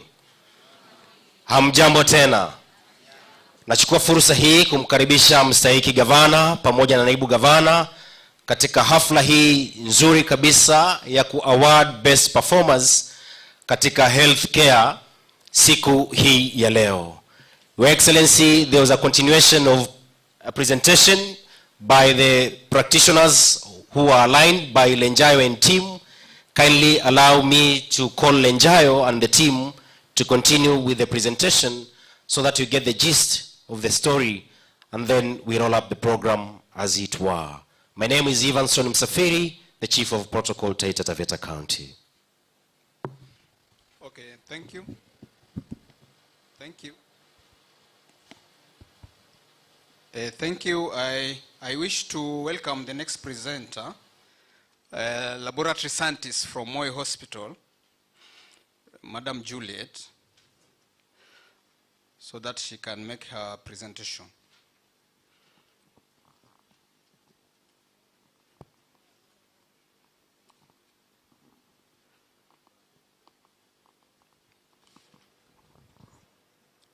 All protocols observed, good afternoon. My name is Juliet Kaladze Deche, a laboratory officer or a laboratory scientist from Moi County and Referral Hospital. And today I'll be presenting to you our quality improvement project titled From Flags to Films, Optimizing Laboratory Detection of Hematological Disorders through Reflex Peripheral Blood Film Review. This work focuses on the improving of hematological disorders detection in resource-limited settings. In many low and middle income countries, Kenya included, the access to advanced diagnostics like bone marrow biopsies or molecular tests is limited, and as a result, the diagnosis of hematological disorders is often delayed.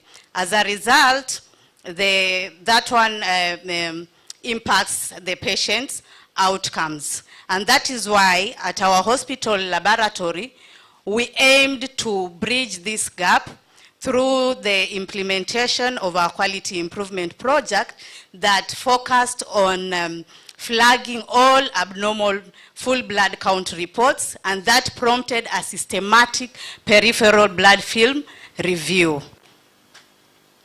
Our main objectives were to evaluate the effectiveness of reflex peripheral blood film review in the detection of hematological disorders, as well as to assess the feasibility and the clinical impact of implementing such a protocol in a resource-limited setting.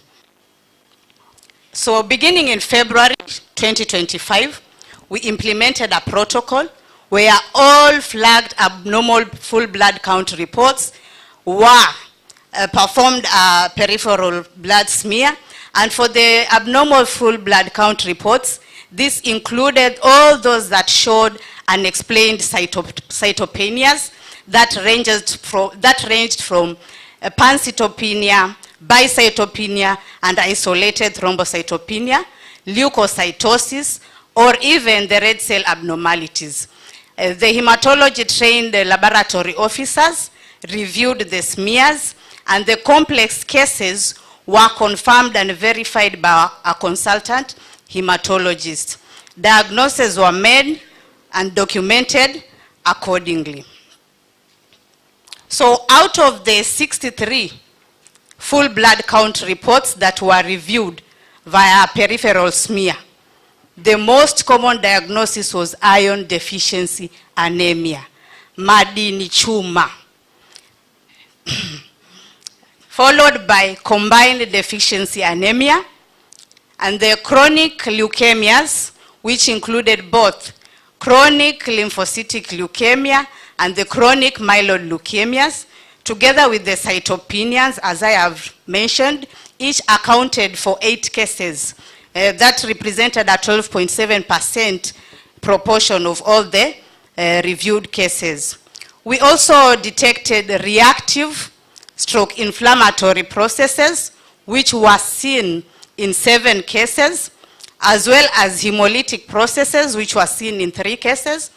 And the less frequent findings included megaloblastic anemia, acute leukemias, including both the acute lymphoblastic leukemia and the acute myeloid leukemia, the myelodysplastic syndrome, and the myelofibrosis, each with a case comprised of about 1 to 3.2% of the cases that were detected. So this one is just to help you appreciate more the distribution of the hematological diagnosis, and we can see there iron deficiency anemia taking the lead, and the least cases being represented by the myelofibrosis and the myelodysplastic syndromes.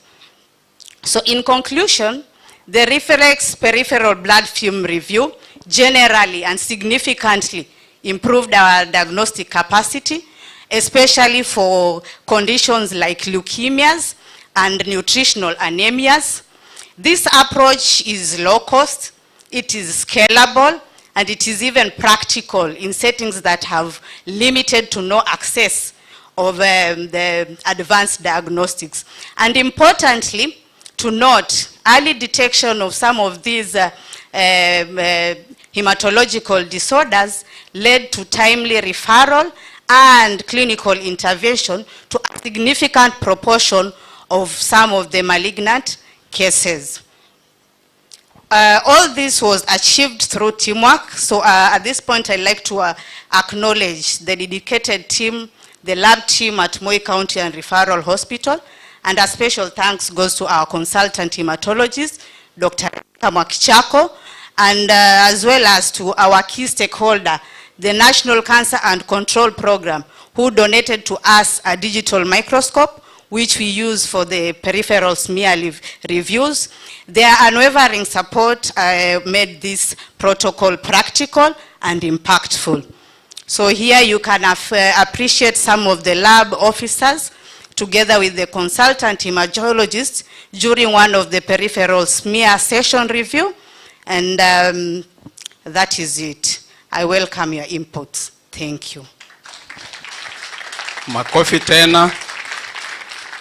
Tutachukua watatu, alafu nitakuwa na special request kama governor ataturuhusu ya someone very special tupatie yani. So I'll call another person. Baadaye tutakuwa na round ya maswali kidogo, and then Dr. Oyaro atatupatia just an overview or closing remarks your session. So Mary Nakiete Julius from Taveta Hospital. The next.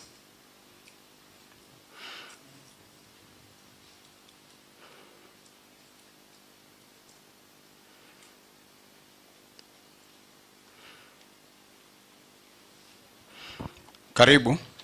You are 5 minutes, and then in Taita you moja, alafu I'll make that special request.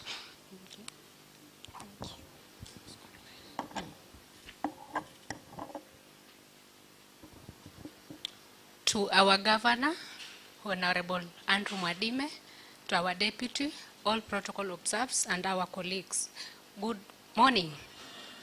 I'm Mary Nakiete Julius. I'm a nurse from Taveta Sub-County Hospital. I have an abstract and it reads as follows.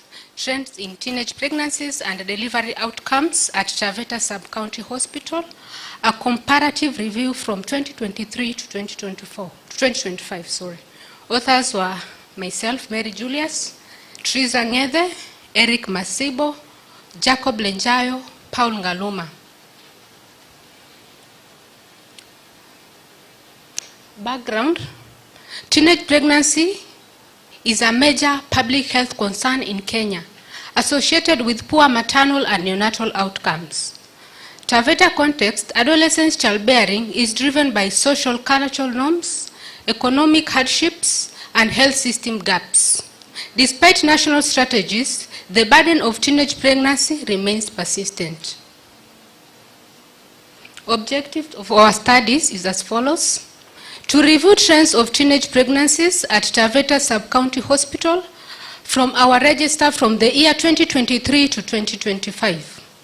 To assess delivery outcomes among teenagers or among adolescents between the year 10 years, from the age 10 years to 19 years compared to older mothers.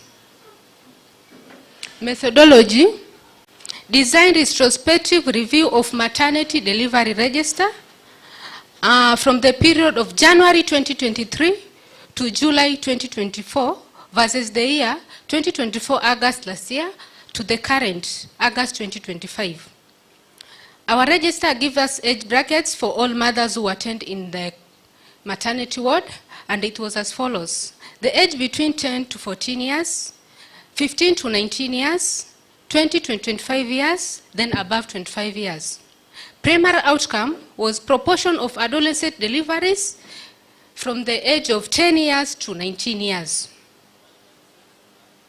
Results: in the register, that was the year 2023 to 2024, teenage pregnancy were 2,612 in the total deliveries, whereby 382 were adolescent deliveries, making a percentage of 14.6%. With the comparison of the register from August 2024 to August 15, 2025, whereby it gave us a number of 1,376 as total deliveries within that year, whereby 214 were adolescents' pregnancies, and it accounted for 14.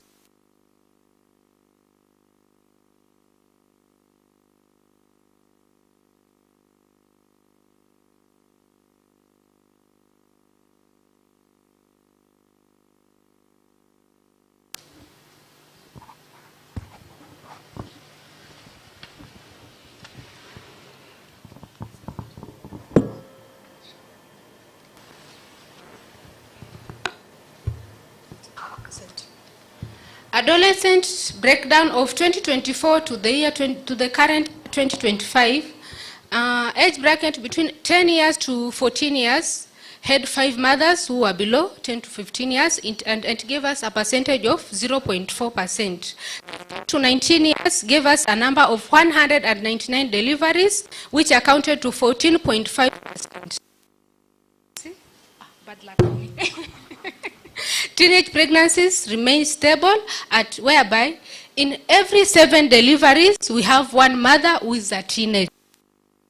County Hospital. To conclude, teenage pregnancies remain constantly high at around 15% in Taveta. Proportional burden stable despite declining total deliveries represent a significant public health challenge. Recommendation: strengthen school and community education, expand youth-friendly contraceptive access, enhance family engagement to these teenage mothers, prioritize outreach for out-of-school girls so that they can empower themselves to attain their better future. I want to acknowledge the following: our county, Taita Taveta Health Department, for the good work that you are doing, Taveta Sub USAID Stawisha, and Kenya Medical Institute of Research. Thank you so much. Makofi. Round ingine ya makofi. So the other person from Moi County Referral Hospital, the pharmacist, Dr. Christine Mutiso will present, and then we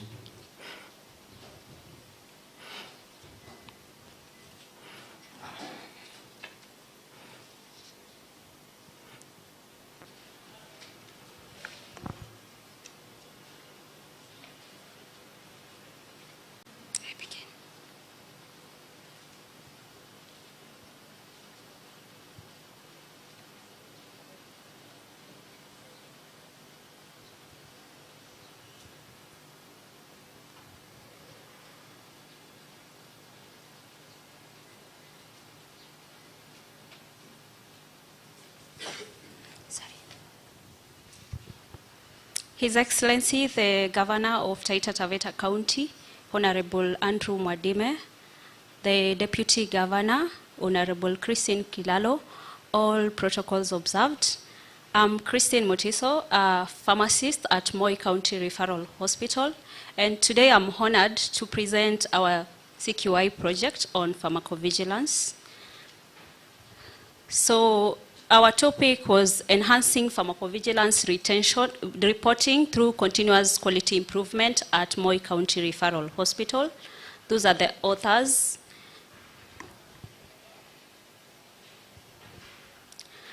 So for the background information, I know most of the healthcare workers are well conversant with the term pharmacovigilance, but for the benefit of those who might not be aware of what pharmacovigilance entails, it entails all the activities that are related to the detection, assessment, understanding, and prevention of adverse drug effects. So this is crucial in ensuring patient safety by enabling the timely detection and prevention of adverse drug reactions and medication errors. The challenge, however, has been in underreporting, and in Kenya we remain to have such a challenge, as this report that was published by the Pharmacy and Poisons Board between 2021 and mid-2025, only about 4,927 suspected adverse drug reactions were reported, and fewer than 600 in 2025.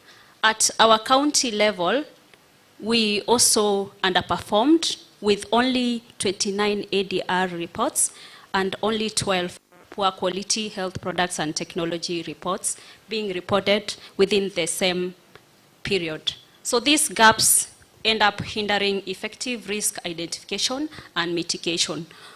For the objective of this CQI project, we sought to strengthen pharmacovigilance reporting at our county referral hospital through continuous quality improvement. The methodology that we adopted was a pre-post intervention study at Moi County Referral Hospital with baseline data between July 2023 and June 2024, and the intervention data between July 2024 and July 2025. The CQI strategy was pharmacovigilance sensitization during departmental CMEs, provision of reporting tools at all service delivery points, as well as enabling the healthcare workers to access the pharmacovigilance electronic reporting system of the Pharmacy and Poisons Board.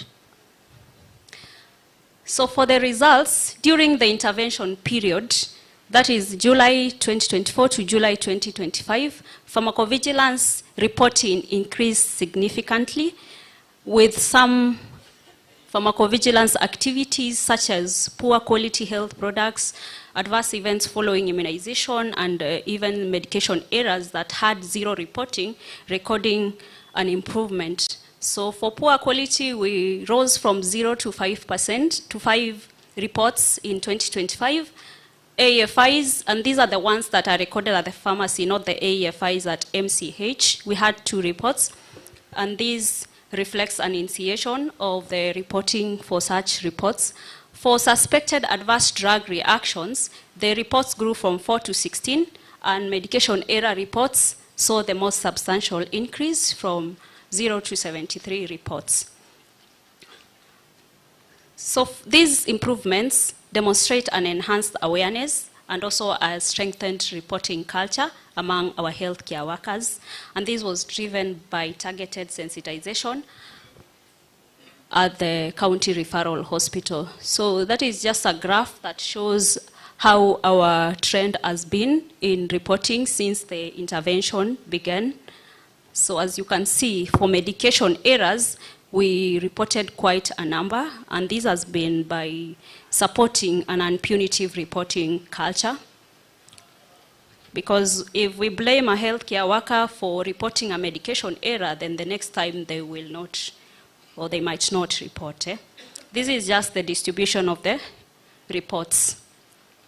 So for the conclusion, CQI-driven pharmacovigilance sensitization has proved to be of importance as pharmacovigilance reporting has improved in Moi County Referral Hospital.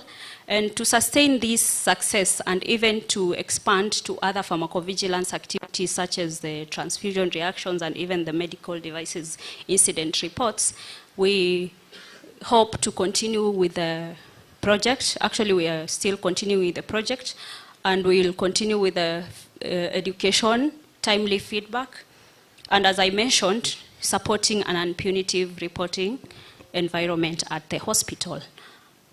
I wish to acknowledge the Moi County Referral Hospital, pharmacy staff, and even all the other staff that are all involved in pharmacovigilance reporting. The Taita Taveta pharmacovigilance focal person, Dr. Paul Juguna, and the Patient Safety Department of the Pharmacy and Poisons Board for selecting Moi County Referral Hospital as the sentinel site for pharmacovigilance activities in Coast Region. Thank you. Makofi tena. Vigelegele kidogo. Sawa. So, tunaendelea vizuri na ningeomba Mheshimiwa Governor na mama yetu DG nilete watu wawili. Asubuhi kuna kitu tumeonyeshwa hapa kizuri sana. Tukasema tunaomba dakika 5 huyo dada arudi hapa tena atuelezee. And then the last one itakuwa a mentor mother atuonyeshe kazi ile anafanya huko Taveta Hospital. Mentor mothers Mheshimiwa Governor, sijui kama unajua, maybe DG atakuwa anajua kidogo. Mentor mothers ni wale ambao wanatusaidia kwa facilities kina mama wale wajawazito na wale ambao wamezaa wameambukizwa na virusi vya ukimwi, wanaishi na virusi, waweze wanakana lesha wakiwafuatilia kuhakikisha mpaka mwisho huyu mama aweze kupata mtoto ambaye yuko hana virusi, yuko HIV negative. So tuko na mentor mother moja hapa tutapata hiyo. Lakini kwa sasa nilikuwa nataka kumuita Sabina wa kutoka Mwatate. Kuna kitu alituonyesha asubuhi tukaja tukafikiria tukaona Mheshimiwa Governor akiona itakuwa vizuri zaidi.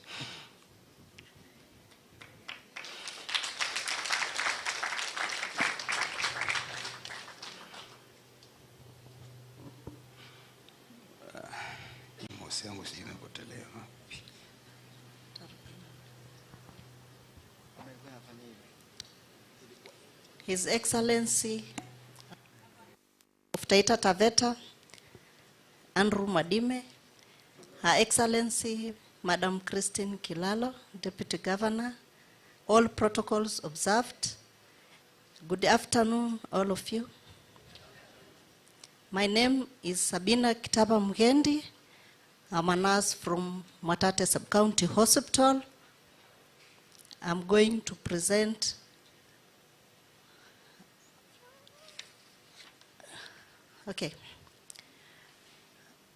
I'm going to present leveraging FIF and PPPs to improve infrastructure, service quality, and staff motivation. Author Lina Mole and Sabina Mugendi, facility Mwatate Sub-County Hospital.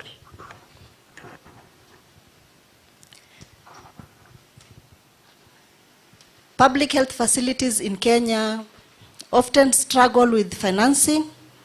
Most of their funding goes to personnel, leaving little for infrastructure, supplies, and service quality.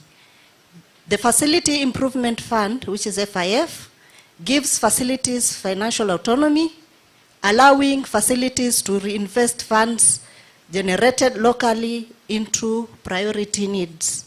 Legislation, that is National Health Financing Strategy 2020 to 2030, Taita Taveta Health Services Improvement Act 2024. In Taita Taveta County, FIF was combined with the public-private partnership, which is PPPs, to create a blended financing model that strengthens health service delivery. Objectives: to demonstrate how blended financing FIF plus PPPs, which is public-private partnership, strengthens health systems and advances Kenya's UHC 2030 goals. Another objective: to showcase Mwatate Sub-County Hospital as a scalable and replicable model for other facilities.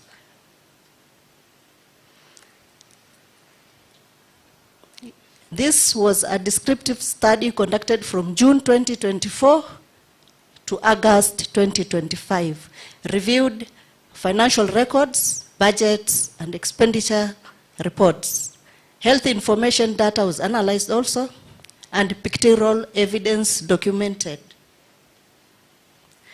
The results: number one, established six-bed emergency department, 2 expanded pharmacy department, 3 established MCH with spacious waiting area. Number 4, we procured HPT supplies and support staff uniforms. Number 5, supported staff team building, which boosted morale. And number 6, M-Pesa Foundation partnership in building and equipping maternity, newborn, and theater facility. Conclusion and recommendation: FIF plus PPP provide a sustainable, replicable model, enhancing infrastructure, services, and staff motivation. FIF contributed 23,590,610 Kenya shillings, while public-private partners contributed 40,906,171 Kenya shillings as at 30th June 2025. Recommendations: strengthen FIF governance and accountability, actively seek PPP's opportunities, scale model to achieve UHC. Acknowledgement: county and sub-county leadership, Mwatate Sub-County Hospital staffs, Emergency Care Foundation, which supported us with emergency equipment, Wildlife Works supported us with medical equipment, M-Pesa Foundation, grant for construction and equipping of new maternity, NBU and theater. Kenyatta University offered us with counseling support to hospital staff.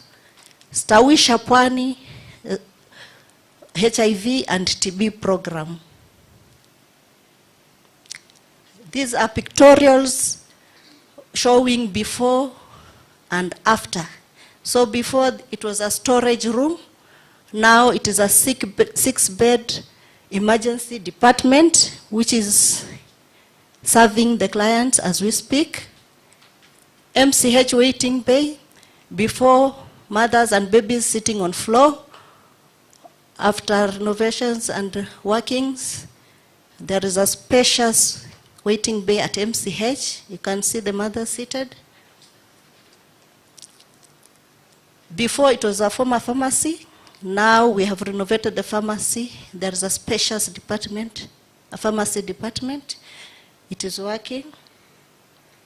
On the staff welfare, that is a staff on team building. And these are our support staff on uniforms.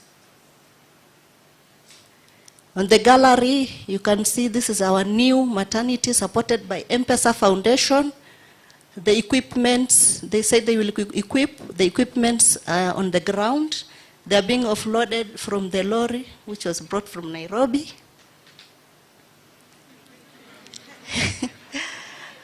So this is the M-Pesa Foundation notification letter, which was dated August 2023. notifying us that they will construct and equip of our maternity newborn unit with a theater, which was addressed to Matata Sub-County Hospital. That is my name, dear Sabina. We are pleased to inform you that following a meeting held on 12th October 2023, your request was discussed and approved by the Board of Trustees. The trustees agreed to support your project with a grant amount of 40,906,171.05 Kenya shillings to go towards the construction and equipping of a maternity newborn unit with a theater. We also have client feedback, satisfied customer feedback on Facebook account. Here is Tina Gideon, who acknowledged Matate Sub-County Hospital is a place to be treated. Customer service is on another level. Hii sijaona kwingine tangu nizaliwe, barikiweni sana. One on Facebook, and so today we sought some medical assistance at Matate Sub-County Hospital. I'm quite happy with the service provided, nice hospitality, good people. She worked perfectly well. That is social health insurance. So received all the drugs, the client said, prescribed except one. Health department, especially the Matate Sub-County Hospital team, good job.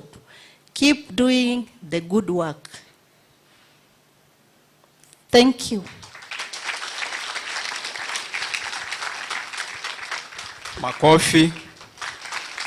Vigelegele kiasi. Tena naonekana vimetokelezea vizuri.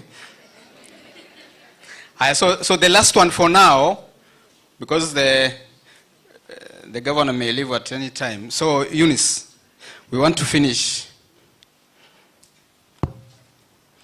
We still have more presentations. We'll do them later, and we'll get reactions from Dr. Oyaro.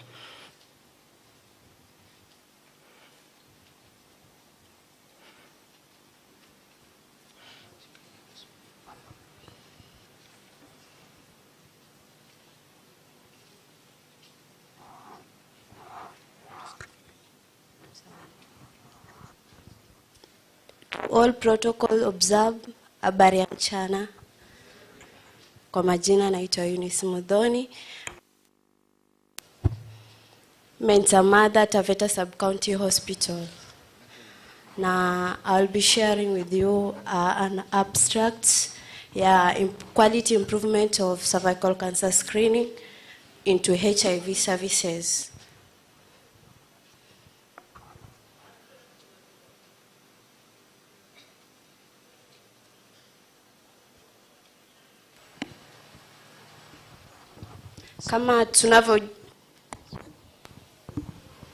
Kama tunavyojua risk ya wamama kupata cervical cancer iko very high, but in women living with HIV it's 6 times higher because their immunity is low. Objectives: to improve cervical cancer screening uptake among women living with HIV through integration into routine HIV services. To identify and link positive screening cases to timely management and treatment among women living with HIV. To access the feasibility and sustainability of integrating cervical cancer screening within HIV programs. Method. Sisi kama timu ya CCC Taveta Sub-County Hospital tulikaa chini tukapanga mikakati jinsi ya kuboresha uangalizi wa saratani ya kizazi. So mikakati yenye tulipanga mojawapo ni HRO alikuwa anatutolea line list ya client wenye wako due. So kila pia anakuanga na list yake. Akienda anapiga simu azina na do follow up. Ya pili, during support groups, health education inapewana kuhusiana na saratani ya kizazi.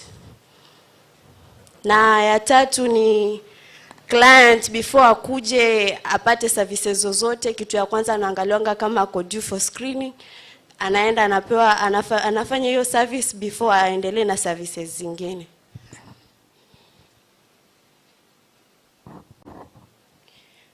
Results. Women living with HIV of reproductive age at Taveta Sub-County Hospital were 425. Na baada ya sisi kukaa chini, before tukae chini waliscreenio 161, that was 38%. Na after tumekaa chini kwa continuous quality improvement, tulimanage kuscreen 338, that was 79.5%. Na 5 cases were identified na were managed. Conclusion. Tulikuwa tunaomba serikali yetu vile tunafanya integration wa consider saratani ya mlango wa kizazi kwa mama by providing the speculums,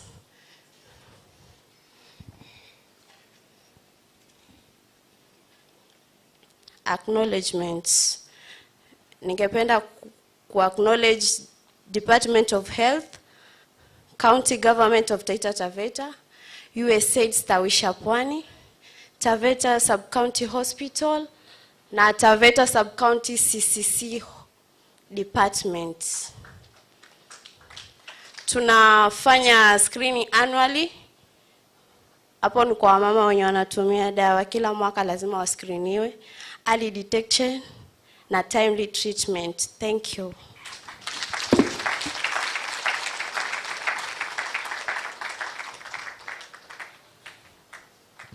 Another round of applause for all the presenters, tafadhali. Your Excellency, nimegundua hapa watu wakijialign mambo yao yanaangaliwa vingine. Sabina amepata kwamba atapewa 40 million na Safaricom Foundation. Kwa hivyo na mimi nataka kujialign na USAID Stawisha Pwani. The FIF or MCH nor PIP.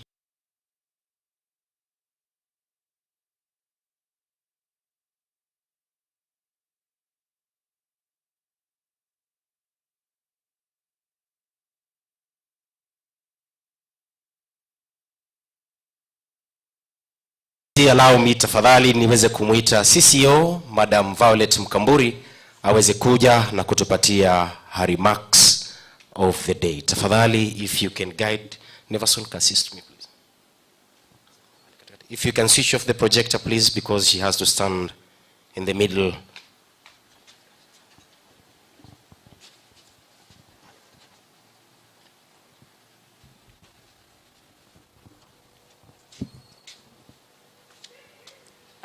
Good afternoon. Your Excellency, our Governor, the Deputy Governor, Chief of Party, Dr. Wayaro, Chairman, Public Service Board, Director Health, Sub-County VOI Administrator, our Reverend Mwanyungu, observing all protocol once again. Good afternoon. Good afternoon once again. Are we happy today? Who is happy today? Thank you so much. I'm equally happy. My name is Violet Mkamburi, Chief Officer, Health Services, Taita Taveta County. I wish to take this opportunity to thank our Governor, His Excellency, Dr. Andrew Mwadime Wakuja, for giving this opportunity to all of us to gather here as Health Department and Taita Taveta County in general to celebrate best practices in the Health Department. Your Excellency, this is the first ever CQI award activity, and we are so glad. When we say CQI, we mean continuous quality improvement. And in this activity, what we do is we select a particular area in our areas of work, whereby we identify the issues that we have there. We do a root cause analysis, and after that we are able to list out the areas of weakness, and we work on them as we improve on that. So thank you so much. As you can see in this room, we have healthcare workers who are subjected to abstract writing. All the people that you see inside here can say they did an exam, they wrote their abstracts. Their abstracts were subjected to scrutiny by a team of judges, and that is why we have had some poster presentations, and we have also had some abstract presentations. And as I can see on my left, we have awards there that will be given to the winners. And we are really so happy as a Department of Health, because through your leadership, you have enabled us do what we are doing today, having celebrated our first ever CQI award ceremony. And we are so grateful to you, Your Excellency.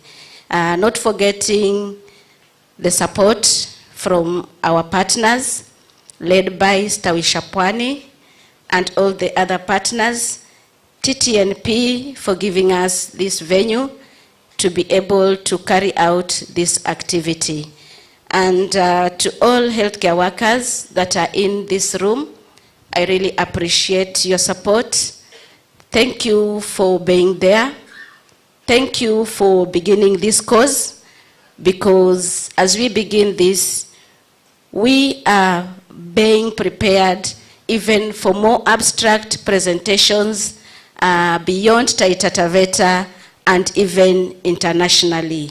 Because what we have seen here are best practices that are happening within the county. And as we go through them, one time, one day, we shall have a presentation from Taita Taveta in maybe a national convention. I remember one time I did mine on best practices in GBV, and I'm so glad I also saw a presentation on GBV, and I believe it began that time. And with that, I remember we went to a convention in Nairobi, the first ever scientific conference on GBV. Dr. Oyaro is a witness, and I also did an abstract presentation. So congratulations to all of us, that as we begin this journey, one time, one day, you will see yourself in the international forums doing such presentations. Thank you so much. Thank you, everyone. Let's appreciate him. Let's appreciate her, sorry. Allow me, Your Excellency, with your permission, to call the Chair, County Public Service Board, now that he's here with us, to come and say a word.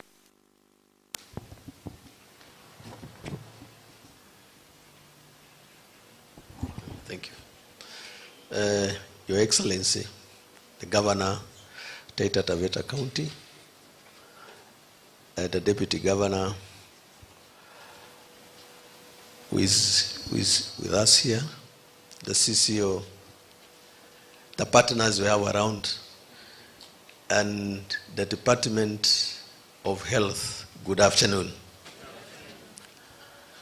I want to take this short opportunity to appreciate the Almighty for giving us this day.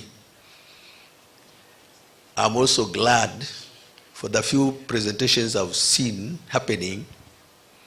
It gives me pleasure as from the County Public Service Board that the employees who are working in that department, they are doing a good job.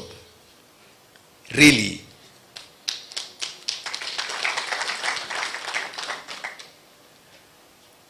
And I want also to appreciate our governor for giving this enabling environment. People cannot work that way if they don't feel motivated. So as we sit today to celebrate all the innovations, it is a SQI, that CQI, that is continuous quality improvement. Continuous. That word is very key. And the other word is quality. It is not just improvement. It must be quality improvement. So I want to congratulate all those participants. There's a lot to learn from each other within the department, interdepartment, and as a government. And the leadership. You know, when leadership, I want to say, the one, when you are talking of leadership, you compare it with the head. Your head domiciles the critical parts of your body. On the head you find your eyes, so you cannot see without eyes. You know? You also have your ears there, still on the head. Your mouth, which feeds your body, it is still on the head. The nose for breathing, it is still on your head.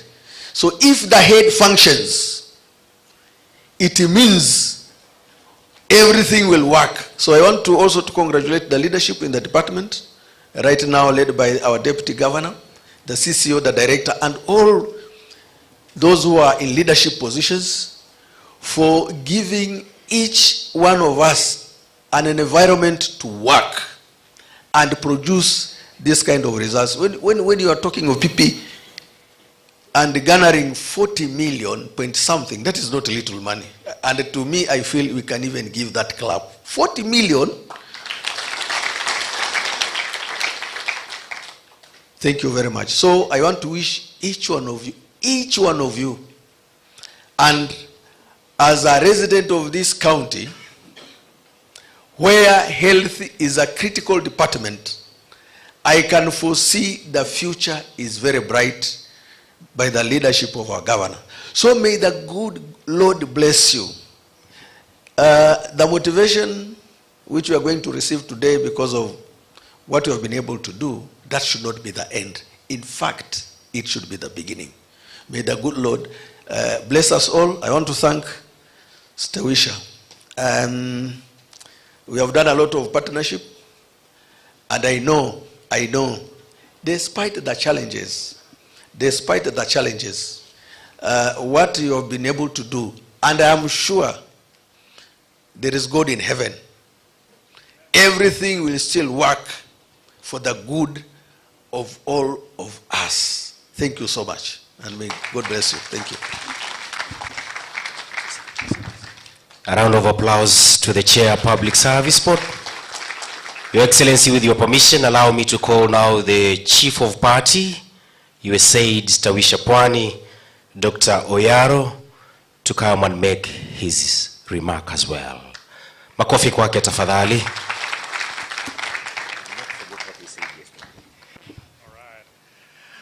Your Excellency, our Governor, Honorable Andrew Mwadime, Your Excellency, our Deputy Governor, the Chief Officer, our Chair, Public Service Board, CHMT, all protocols observed. Good afternoon. Thank you for honoring us in this session. Before you came, we had presenters here who presented on several things, including sickle cell diagnosis. You've seen the posters on pregnancy, teenage pregnancy, which has been shared. There are issues concerning commodities, laboratory, blood transfusion, and the list is long. This is just to appreciate that we are integrated and we have not focused just on one condition in this session. USAID Tawisha Pwani, that's the name we've been using until changes occurred. So right now we are supported by the Department of State in the America, And soon, if you see this banner change to Department of State, it's because of the change that we've had in the US. But we've been here since 2021 supporting HIV, TB. We had resources to support mitigation of COVID. And right now, Taita Taveta was amongst the counties that got some support on Mpox, because the first case was indicated to have someone from the border through Taita Taveta. And we want to appreciate, just as the chair has said, that the environment that the government of Taita Taveta has created has enabled us to work very well with the Department of Health. And thank you for the leadership that you've given unto us in the department for us to collaborate. As we move on, funding is reducing. The amount of money that we used to have is not what we're going to have. Actually, we've been asked to prepare a 6-month budget on how we can transition what we are doing to the county. But the presentation here from my sister Sabina on domestic resource mobilization. There could be some private partners, some millionaires could be here or wamenyamaza too. But they're just waiting for us to approach and collaborate and get resources. And also the issue of SHA. Through collaboration amongst people living with HIV, we've seen 62% of them have already registered on SHA. So that when the donor is not going to give money for HIV, can this person still be served for HIV services and we claim from SHA? Those are the kind of things that beyond this conference, we want to translate the good practices to the next level. So Your Excellency, we really appreciate, and if there is an opportunity for us to recommend a county for what we call G2G, government-to-government funding, where instead of the US government giving money to Stawisha and then Stawisha supporting the county, and instead they do direct funding, then Taita Taveta is that county that is ready because of the practices that we've seen. Can you give yourselves a hand clap? So amongst peers, Taita Taveta is shining. And I can tell you that because we have data that we look at and we can compare the various counties and we can say Taita Taveta is ready because of the leadership that we have. So for the few months that we continue to support, we are here to continue supporting, and the resources that we've been given for 6 months, we will co-create with the department and be able to use them efficiently.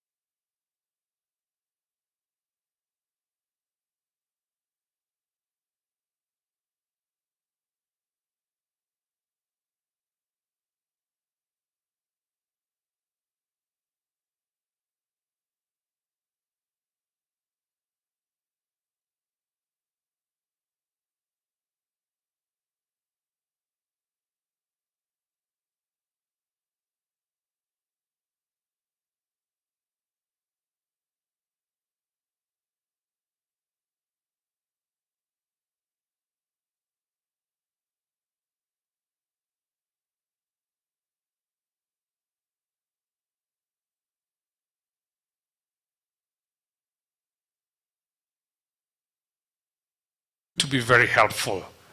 At the presentation on anemia, go to agriculture. Why are women having issues with anemia or patients having issues with anemia? What can we do on the food basket of Taita Taveta to make sure that we don't sell an egg to buy mandazi? And the CHPs, the community health promoters, can actually go to the homestead and tell mama that you don't need to sell this egg to buy mandazi. That egg is more nutritious. I will stop there, but just to once again thank you, Your Excellency, for the support, the environment you've created, the collaboration we've had, and remain to commit that for the time that we are here, the team that is here will continue to work with the county to make sure that Taita Taveta emerges the best county in Kenya. Thank you.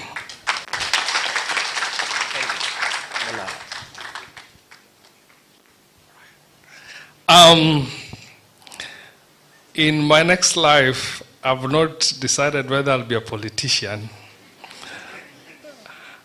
But if that happens, I know where to come and consult. It gives me the pleasure to invite our very own, our Deputy Governor, Karibu Sana. We honor you. Let's appreciate her even as she comes. Go ahead, let's stand and appreciate her. Thank you. Until she reaches here. All right. Okay. Karibu Sana.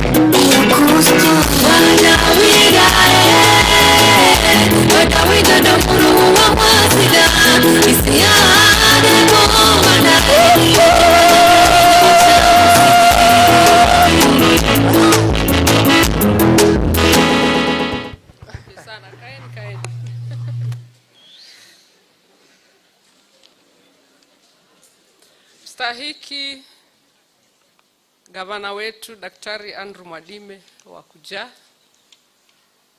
CCO wetu pamoja na director, mwenyekiti wa tume yetu ya uajiri Daktari Oyaro, my colleagues, watendakazi wa idara ya afya, hamjamboni? Mna raha kweli? Sioni kama mna raha. Mko na raha? Asante sana. Nashukuru sana kwa nafasi hii ya kuweza kuwa na kipindi kama hiki cha kutambua kazi njema na wale wanachochea kazi njema katika idara ya afya. Kwanza niwapongeze kwa kufuatilia. Najua nilianza kuiona tu kwa ma-email, nikashindwa what is happening? Wacha ningoje nione. Nikawa nafuatilia polepole, alafu leo imekuwa. Asante sana Daktari Oyaro. I have a few things to say. Sitasema mengi sana manake governor yuko hapa. Nataka nimwachie nafasi atupe mawaidha mazuri ambayo huwa yanatoka kwake. Kwanza nataka kumpongeza gavana wetu kwa uongozi thabiti wa kaunti ya Taita Taveta. Na sichoki kusema kila siku kwamba rasilimali kubwa ya Taita Taveta ni watu wake. Watu wanaofanya kazi kwa idara ya afya is part of wale watu wa Taita Taveta. Na hiyo ndio rasilimali kubwa ambayo tuko nayo. Na nikiona event kama hii ya kuweza kutambua hizo shughuli ambazo zinaendelea ili tuweze kupata motisha. In fact, I can see everybody here as a potential award winner. Hata wale hawako hapa ndani, you are all potential award winners. I wish there is a day tutakuja na Governor Mwadime hapa, alafu you surprise us, all the staff, over 1,000 of you, kila mmoja anapata award. Sinawezekana? Sinawezekana? Wengine wananyamaza, but it is possible and you can be the first to do that in this department. Lakini I just want to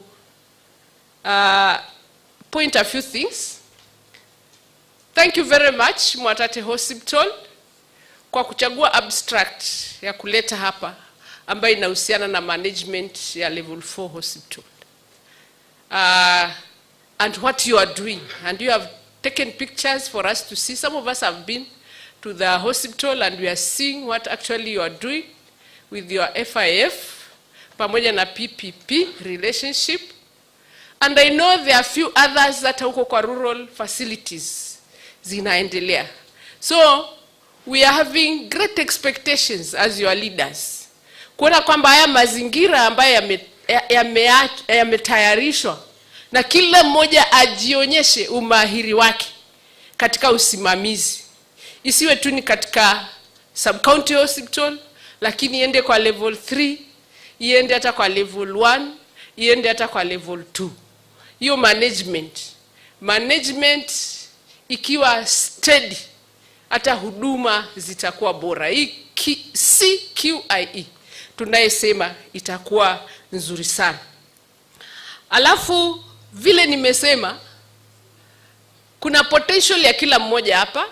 Abstracts nyingi nimeona ni za technical work, which is very good because it continues challenging us in terms of better heights zile tunaweza kujipeleka as health professionals. Kwa hivyo nataka kuwapongeza sana wale mmejitolea kufanya presentations ambayo ni ya kitaaluma ili ziweze kutupatia motisha, na sisi wengine tuone nafasi zetu mahali ziko ili kuweza nasi kuingia katika hilo dau la kuweza kuboresha taaluma zetu katika maeneo mbalimbali. Nimesikia kutoka kwa yule abstract presenter wa masuala ya cancer of the cervix. Na tena jibu likajitokeza hapa. Maana nimesikia yule wa management ya hospitali amezungumza jinsi ya kutumia FIF. Na tumeona vile inatumika. Mipangilio tu. Kwa hivyo what I am expecting, not only for Mwatate Hospital, but also for Voi, county referral, for Taveta, for Wesu, ambapo kumekuwa na deficit. Tunaangalia na tuko na malalamishi mingi, iki hakuna. Lakini kumbe, tukiketi, tukijipanga vizuri, tukifanya priorities, we can start addressing our issues one by one. Kwa hivyo the issue of speculums, surely. I know what a speculum is. Madam CCO and your teams, wale watakuwa wanafanya hizo budget. Let us provide that equipment. Hiyo ni equipment ndogo tu, na itatusaidia kuokoa maisha ya kina mama. So just make a follow up and make sure that it is done. Asante sana. The issue of teenage pregnancies, I think Dr. Oyaro has talked about it. Na mimi nasisitiza tu, hata nilikuwa nimeanza kuongelesha yule wa Mwatate, but I am really feeling bad for those young girls. Ni wengi sana. Na tungependa hiyo program expand jinsi tunavyoelekezwa katika intersectoral collaboration.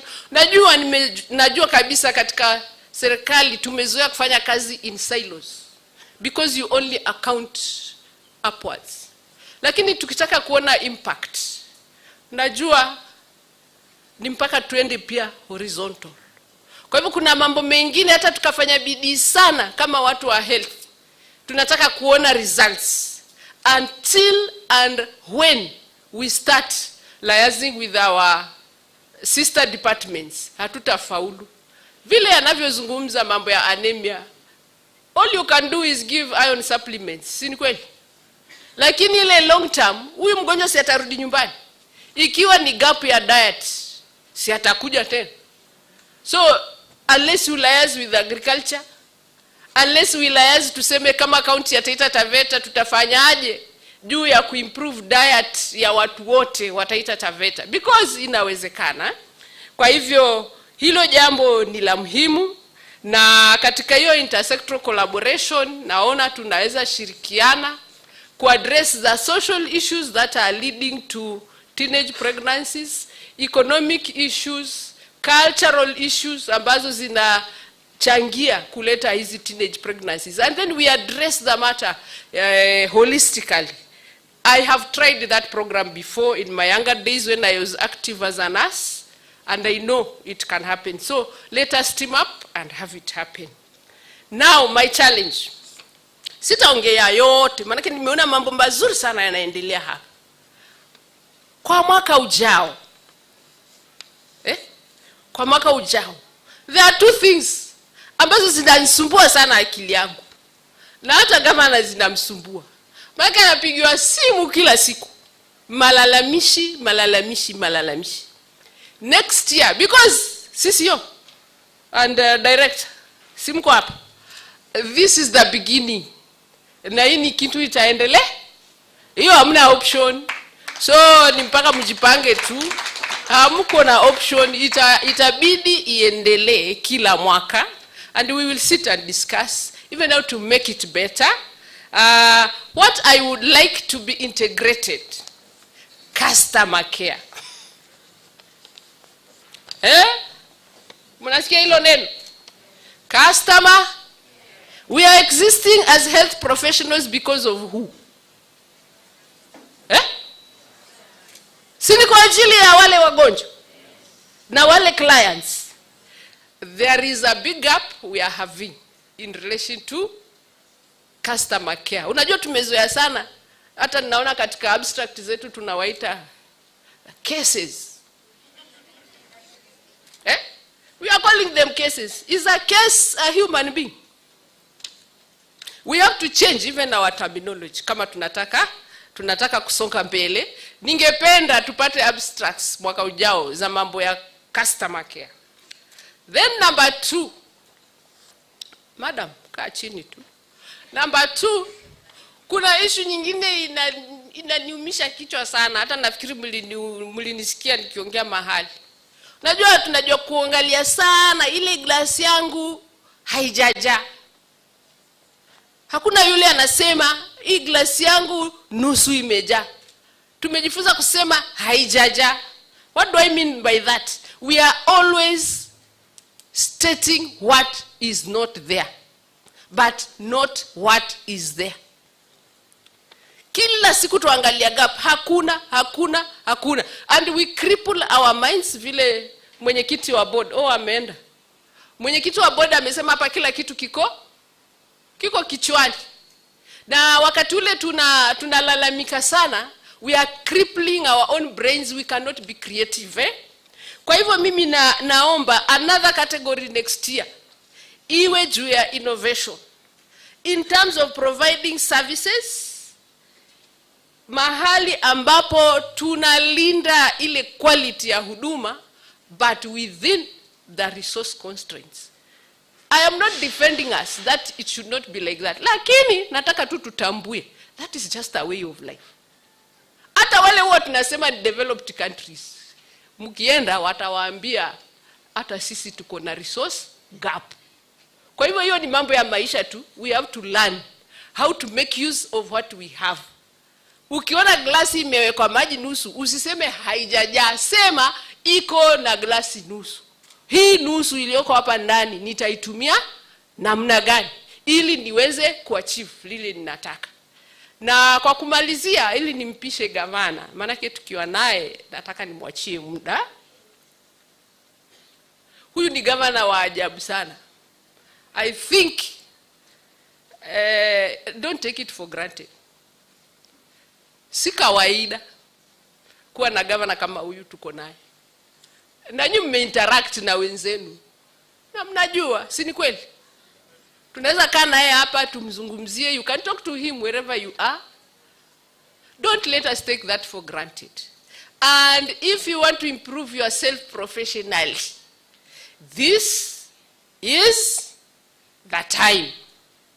Baraka umepewa mazingira ya kuonyesha umahiri wako wa kitaalamu, umahiri wako wa utu, umahiri wako wa kutoa huduma, mazingira yako. Si hata mimi na kelele zangu hapa, ni nani nimemzuia asifanye kazi yake?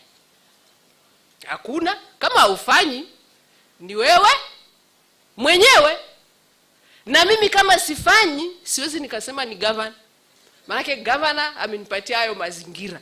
niweze kufanya kazi kulingana na talanta zangu na kulingana na uwezo wangu na utaalamu nilio nao, niweze kutumia kuleta huduma kwa watu wa Taita Taveta. So right now, while we are here, there is no excuse, and I am just pleading, tunataka hayo mazingira yaendelee ama yasiendelee? Si tunataka hayo mazingira yaendelee. Si tunashikana na yeye tu. Najua tunakuja kwa kinyang'anyiro Kwa hivyo tukitaka mazingira ya kazi yaendelee kuwa bora, si tunajua la kufanya. Ama namna gani? Asanteni sana, Mwenyezi Mungu awabariki. Gavana, karibu uongee na watenda kazi wa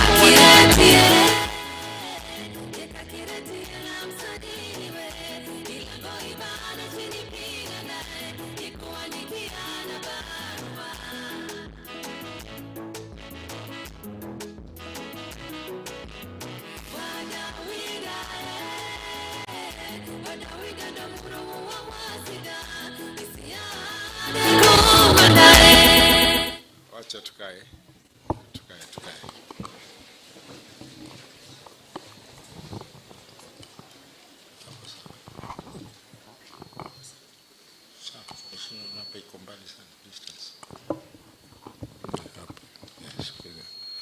Okay, thank you. Okay, Deputy Governor, CCO Health, Director Health, Dr. Oyaharo, Chair County Public Service Board, and I recognize the two executive members of the County Taita Taveta, that is Gloria Munyikombo, Executive Member for Devolution. She just arrived, and Christian Zige, Executive Member for Lands, Taita Taveta County. I recognize Chair Monispa Voi, Bwana Reverend Mwanjulu, doctors present, and all staff, health staff who are present over here. Good afternoon. There is nothing which is as good as somebody talking about good of herself or for himself. And then in that talk, it involves new things. You know, as they say, education is continuous. I heard somebody talking that if you have an egg, don't sell it and buy mahamri. You know, education is continuous. I just got that one, and it is true. I'm one of them. I normally sell eggs to buy mahamri. So from today henceforth, I think I have to stop that behavior. I have to seek the health consultants to advise some of us. You know, nutrition is one of the areas in this county we are a little bit low. So when I hear people talking about nutrition, I feel very good because it's education. And this is an area which we really need to focus. But above all, I thank the health staff. Whoever came up with this idea, whoever was involved in implementing this idea to the end, nimempa hongera nyote. Ni hongera kubwa. You know, when you are working somewhere, the first thing, you know, people, they see client outside. But they don't see themselves as clients. These are internal customers. If you're going to motivate them, definitely, even the performance outside there, it will be better. Badala ya kudunga mtu sindano kwa matako, unamdunga kwa kichwa. So such kind of stuff, they're the ones which can motivate our health workers and move on. I was very happy when I heard somebody talking about the PPP model. It can either be public-public partnership, it can either be private-public partnership, but this is private-public partnership.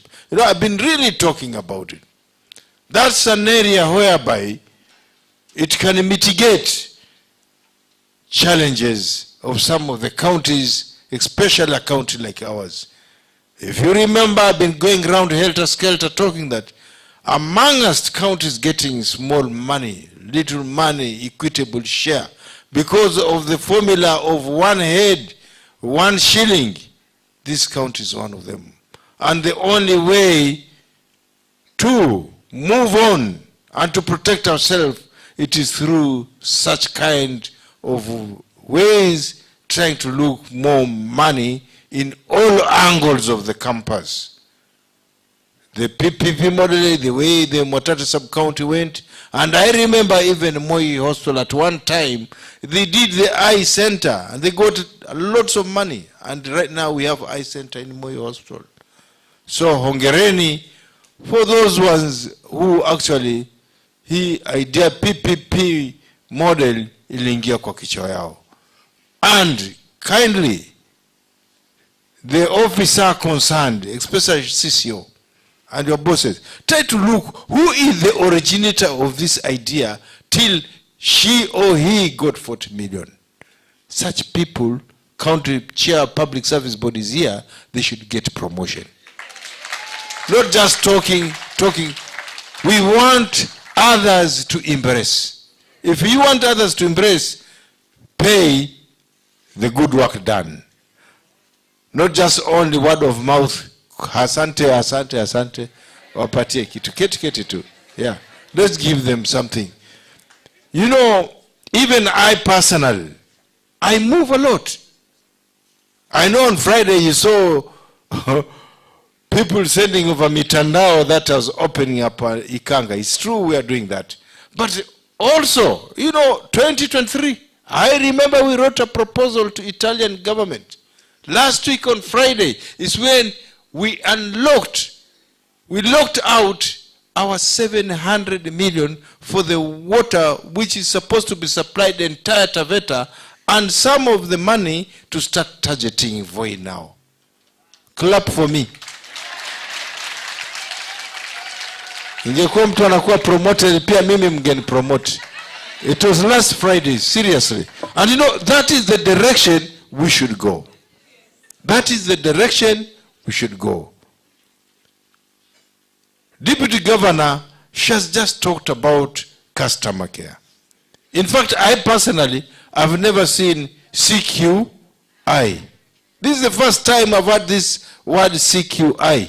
Continuous quality improvement. Just the way Chair, County Public Service Board was mentioning word by word. Continuous quality. The word improvement itself, it's action. Also on customer care, you know, you can always do good things.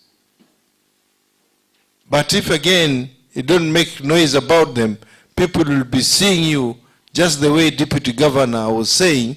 You see this glass, yeah? It is half empty, not half full. Na kwa kweli, this is what we do ourselves. We never say good things. I could see even ADR, you're calling it, I don't know, adverse, kitu kama namna hiyo. Na zingine hapa mmefanya. So beautiful things. We have to applaud these things. That's why, Chair, I was saying, you know, at times, these are scientists. They are like me. You know, I do many things, but I don't show up going to Mitandao. The only way to assist them, look for person with what is it called? Public relations for these hospitals. So that you can test with one, the bigger one, Moi Hospital. So that and then see how he or she will behave. And then later on, to the old hospital. So that they can be talking, because you know, people, they really talk about bad, especially on customer service. And yet, the other day, I was in some counties, the people over there, they are telling me was, if they want medication, they have to come to our hospitals here. I personally, I normally go to Mwatate Sub-County Hospital. When I'm injected there and things are not okay, I'm always referred to Moi Hospital. And I normally come to Moi Hospital. Why?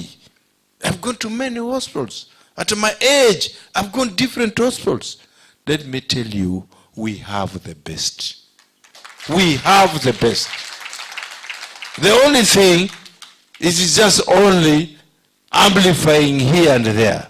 But we have the best, I'm telling you. What we need is just motivation. Our staff, they just need only motivation. And I'm sure the program, the schemes is out. When it's out, make sure you implement it so that they know after this stage, where am I going?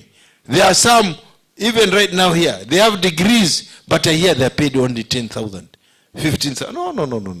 Na huku wananchi wanangangana kutafuta mabasaries nini na nini. And then at the end of the day, we don't again appreciate education. Give Caesar what belongs to Caesar, and give God what belongs to God. That's what I believe. The county government is flexible. Anytime, if you feel there's something you want to discuss, whether it's positive or negative, always come to the office and we'll talk about it. Because I believe there's nobody has the monopoly of ideas. You have to borrow from others. If you're going to know this, but there's something which you don't know, borrow from the other person. Na hapo tutaendelea. And if you're going to do the best, that's why Dr. Oyaro, I wish the media people, when they heard Dr. Oyaro saying, this is one of the counties which is being rated very highly. And I'm sure when you saw the Cabinet Secretary for Health when he came here, Duale, he really talked good about, and it's not a lie. You have heard Dr. Oyaro talking, but still we are doubting ourselves. I wish that one from Dr. Oyaro, the media people, mtaifocus. Na muiweke kwa media yote, kwamba we are the best. Pengine wataelewa. You know, it really demotivates when you are trying to work very hard and then somebody sees you in the negative. It's very sad. It's very bad. Because I always see, to me, you go to other places. It's not like your place here. The other day, somebody did an interview here. He worked, I don't know which county was that. And he happened to get a job here. Simple things. He could not get, even up to this moment, he's not settled. And those are things which I personally try to monitor in our county. They are done only in 2 hours time. So sengine tuangalie ile mzuri, tusiangalie mambo just the way Deputy Governor was putting it. We always see things as empty all the time. See what is inside there, use that one inside there, and then we come up. Msifikiria hata mkienda Europe ama America wako vizuri. In fact, right now, resources, they are broke. Watu ambao kwa mzuri ni nyinyi. You have the resources. It is now only to harness these resources to your tables, and that's it. Now, right now, the population is well educated. Different professions, like the way you have done over here. So ni sisi tushikane mkono na tupongeze pale pamefanyika jambo mzuri. Pale pamefanyika jambo mbaya, elezea mwenzako hapa bwana si hivi na hivi, twende hivi na hivi. Including myself. Nikienda vibaya, niambieni. I'm a human being. There's nobody who is ideal. You never know. You can be maybe even the best governor than me. Lakini kwa sababu watu wazichaguliwa sote. Yeah, it's true. So the thing is, ni watu washikane na kupeana kila mtu mahali yuko freedom of doing his or her work. Ndio hapo uta realize the potential of that person. Otherwise, ukimnyonga ataficha mambo mengi sana. Lakini somebody if you leave her or he free, then I'm sure mambo yatakuja kuwa mzuri kabisa.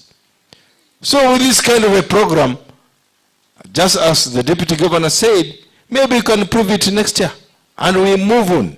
If it's a way of motivating our health workers, you know, those certificates you'll get. Any certificate you get in your life, kindly don't take it lightly. Next time you're going to apply a job somewhere else in Canada, when you put that one and somebody doesn't have that one, already the other one will be disqualified without that certificate. Because I've seen this. I personally have been involved in so many recruitment in different organizations. And they will see if people apply many, how shall we disqualify some of them? It is such kind of stuff. So that certificate, don't just take it for granted.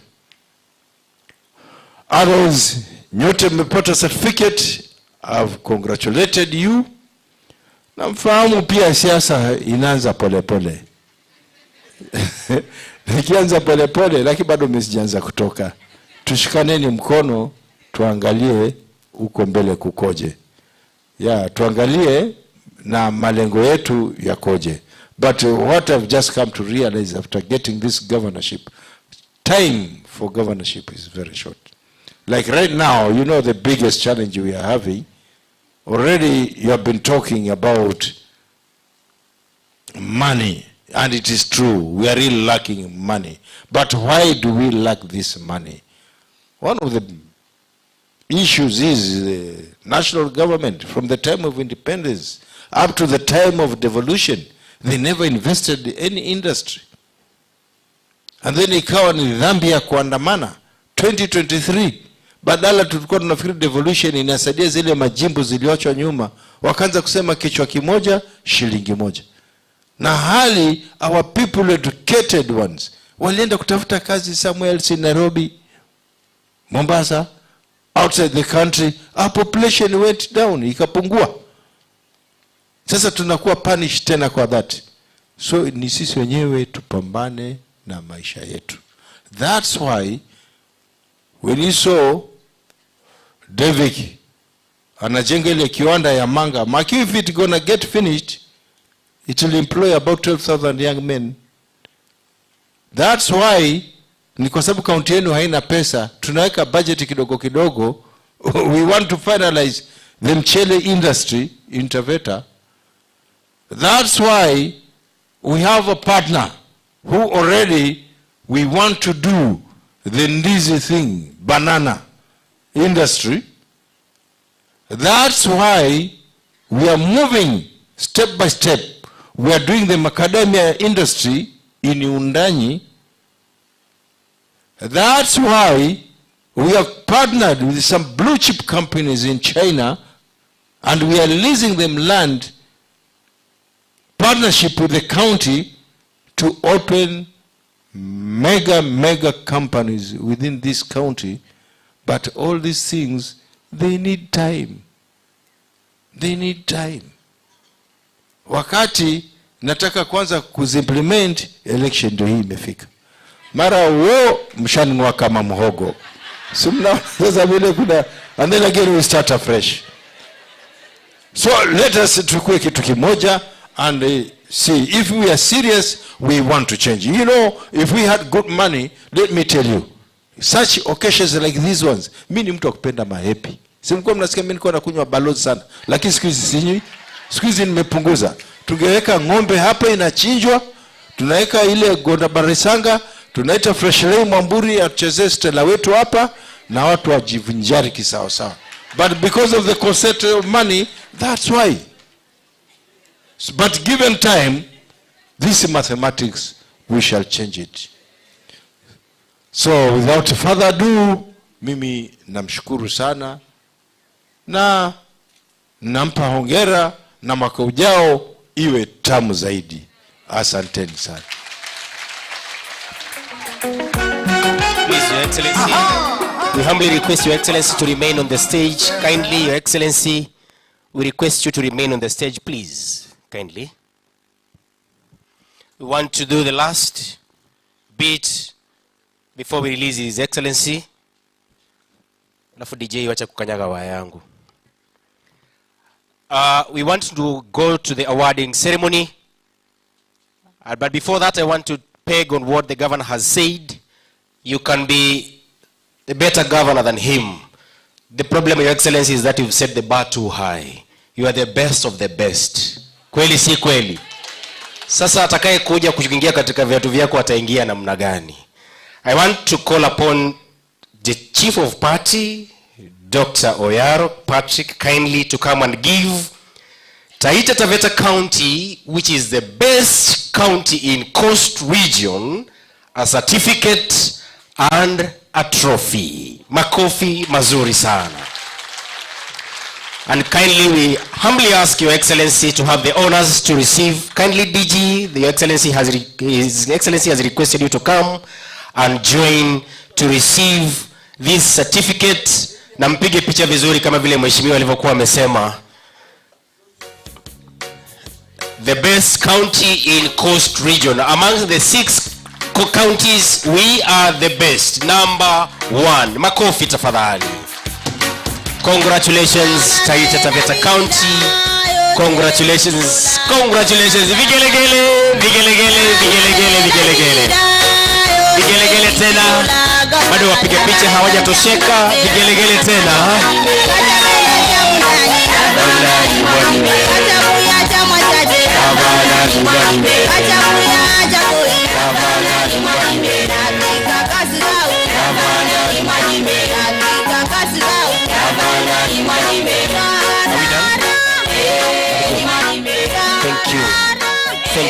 Thank you.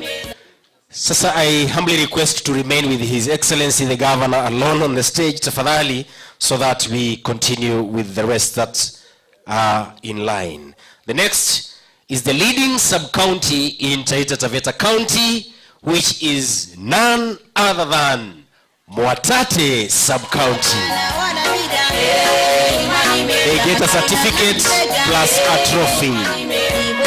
A certificate and a trophy. Tafadhali Mwatate sub-county waweze kupokea the leading sub-county in Taita Taveta. Among the 4 sub-counties, Mwatate emerged the winner. Watu wa Mwatate? Mwatate ya? Mwatate? Mna njaa kweli? Mwatate?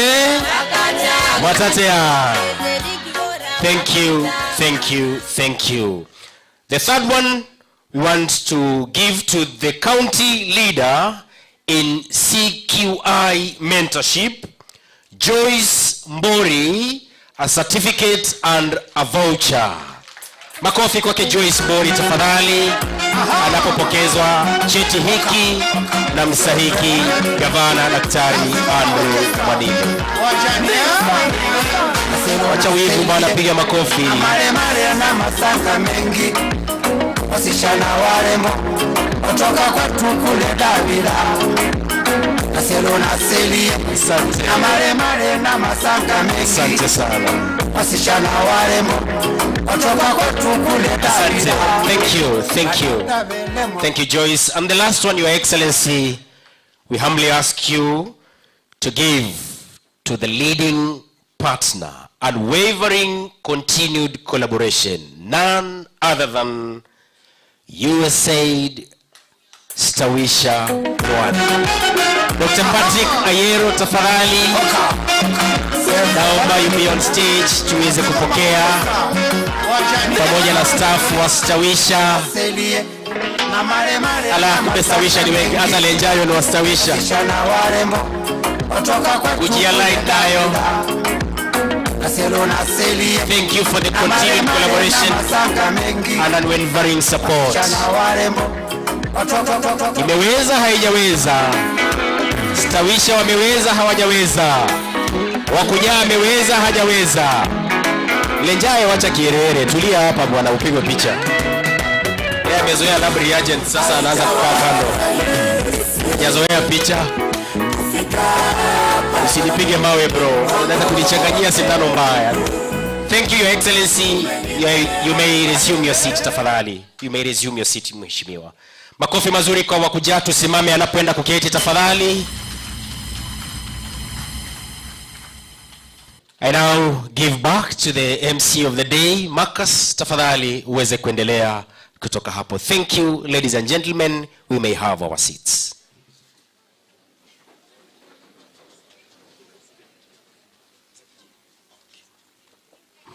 Allow me now to call the Deputy Governor to come also, because she is the CECM Health.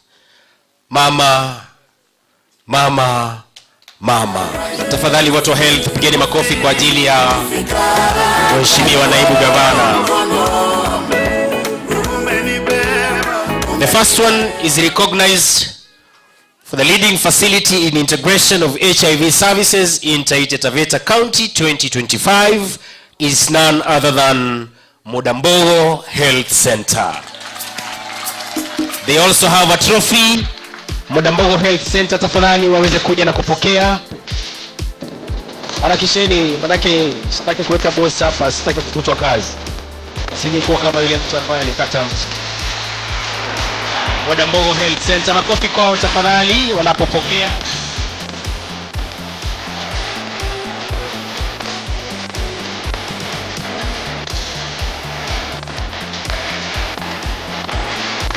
Thank you. Thank you. Thank you so much.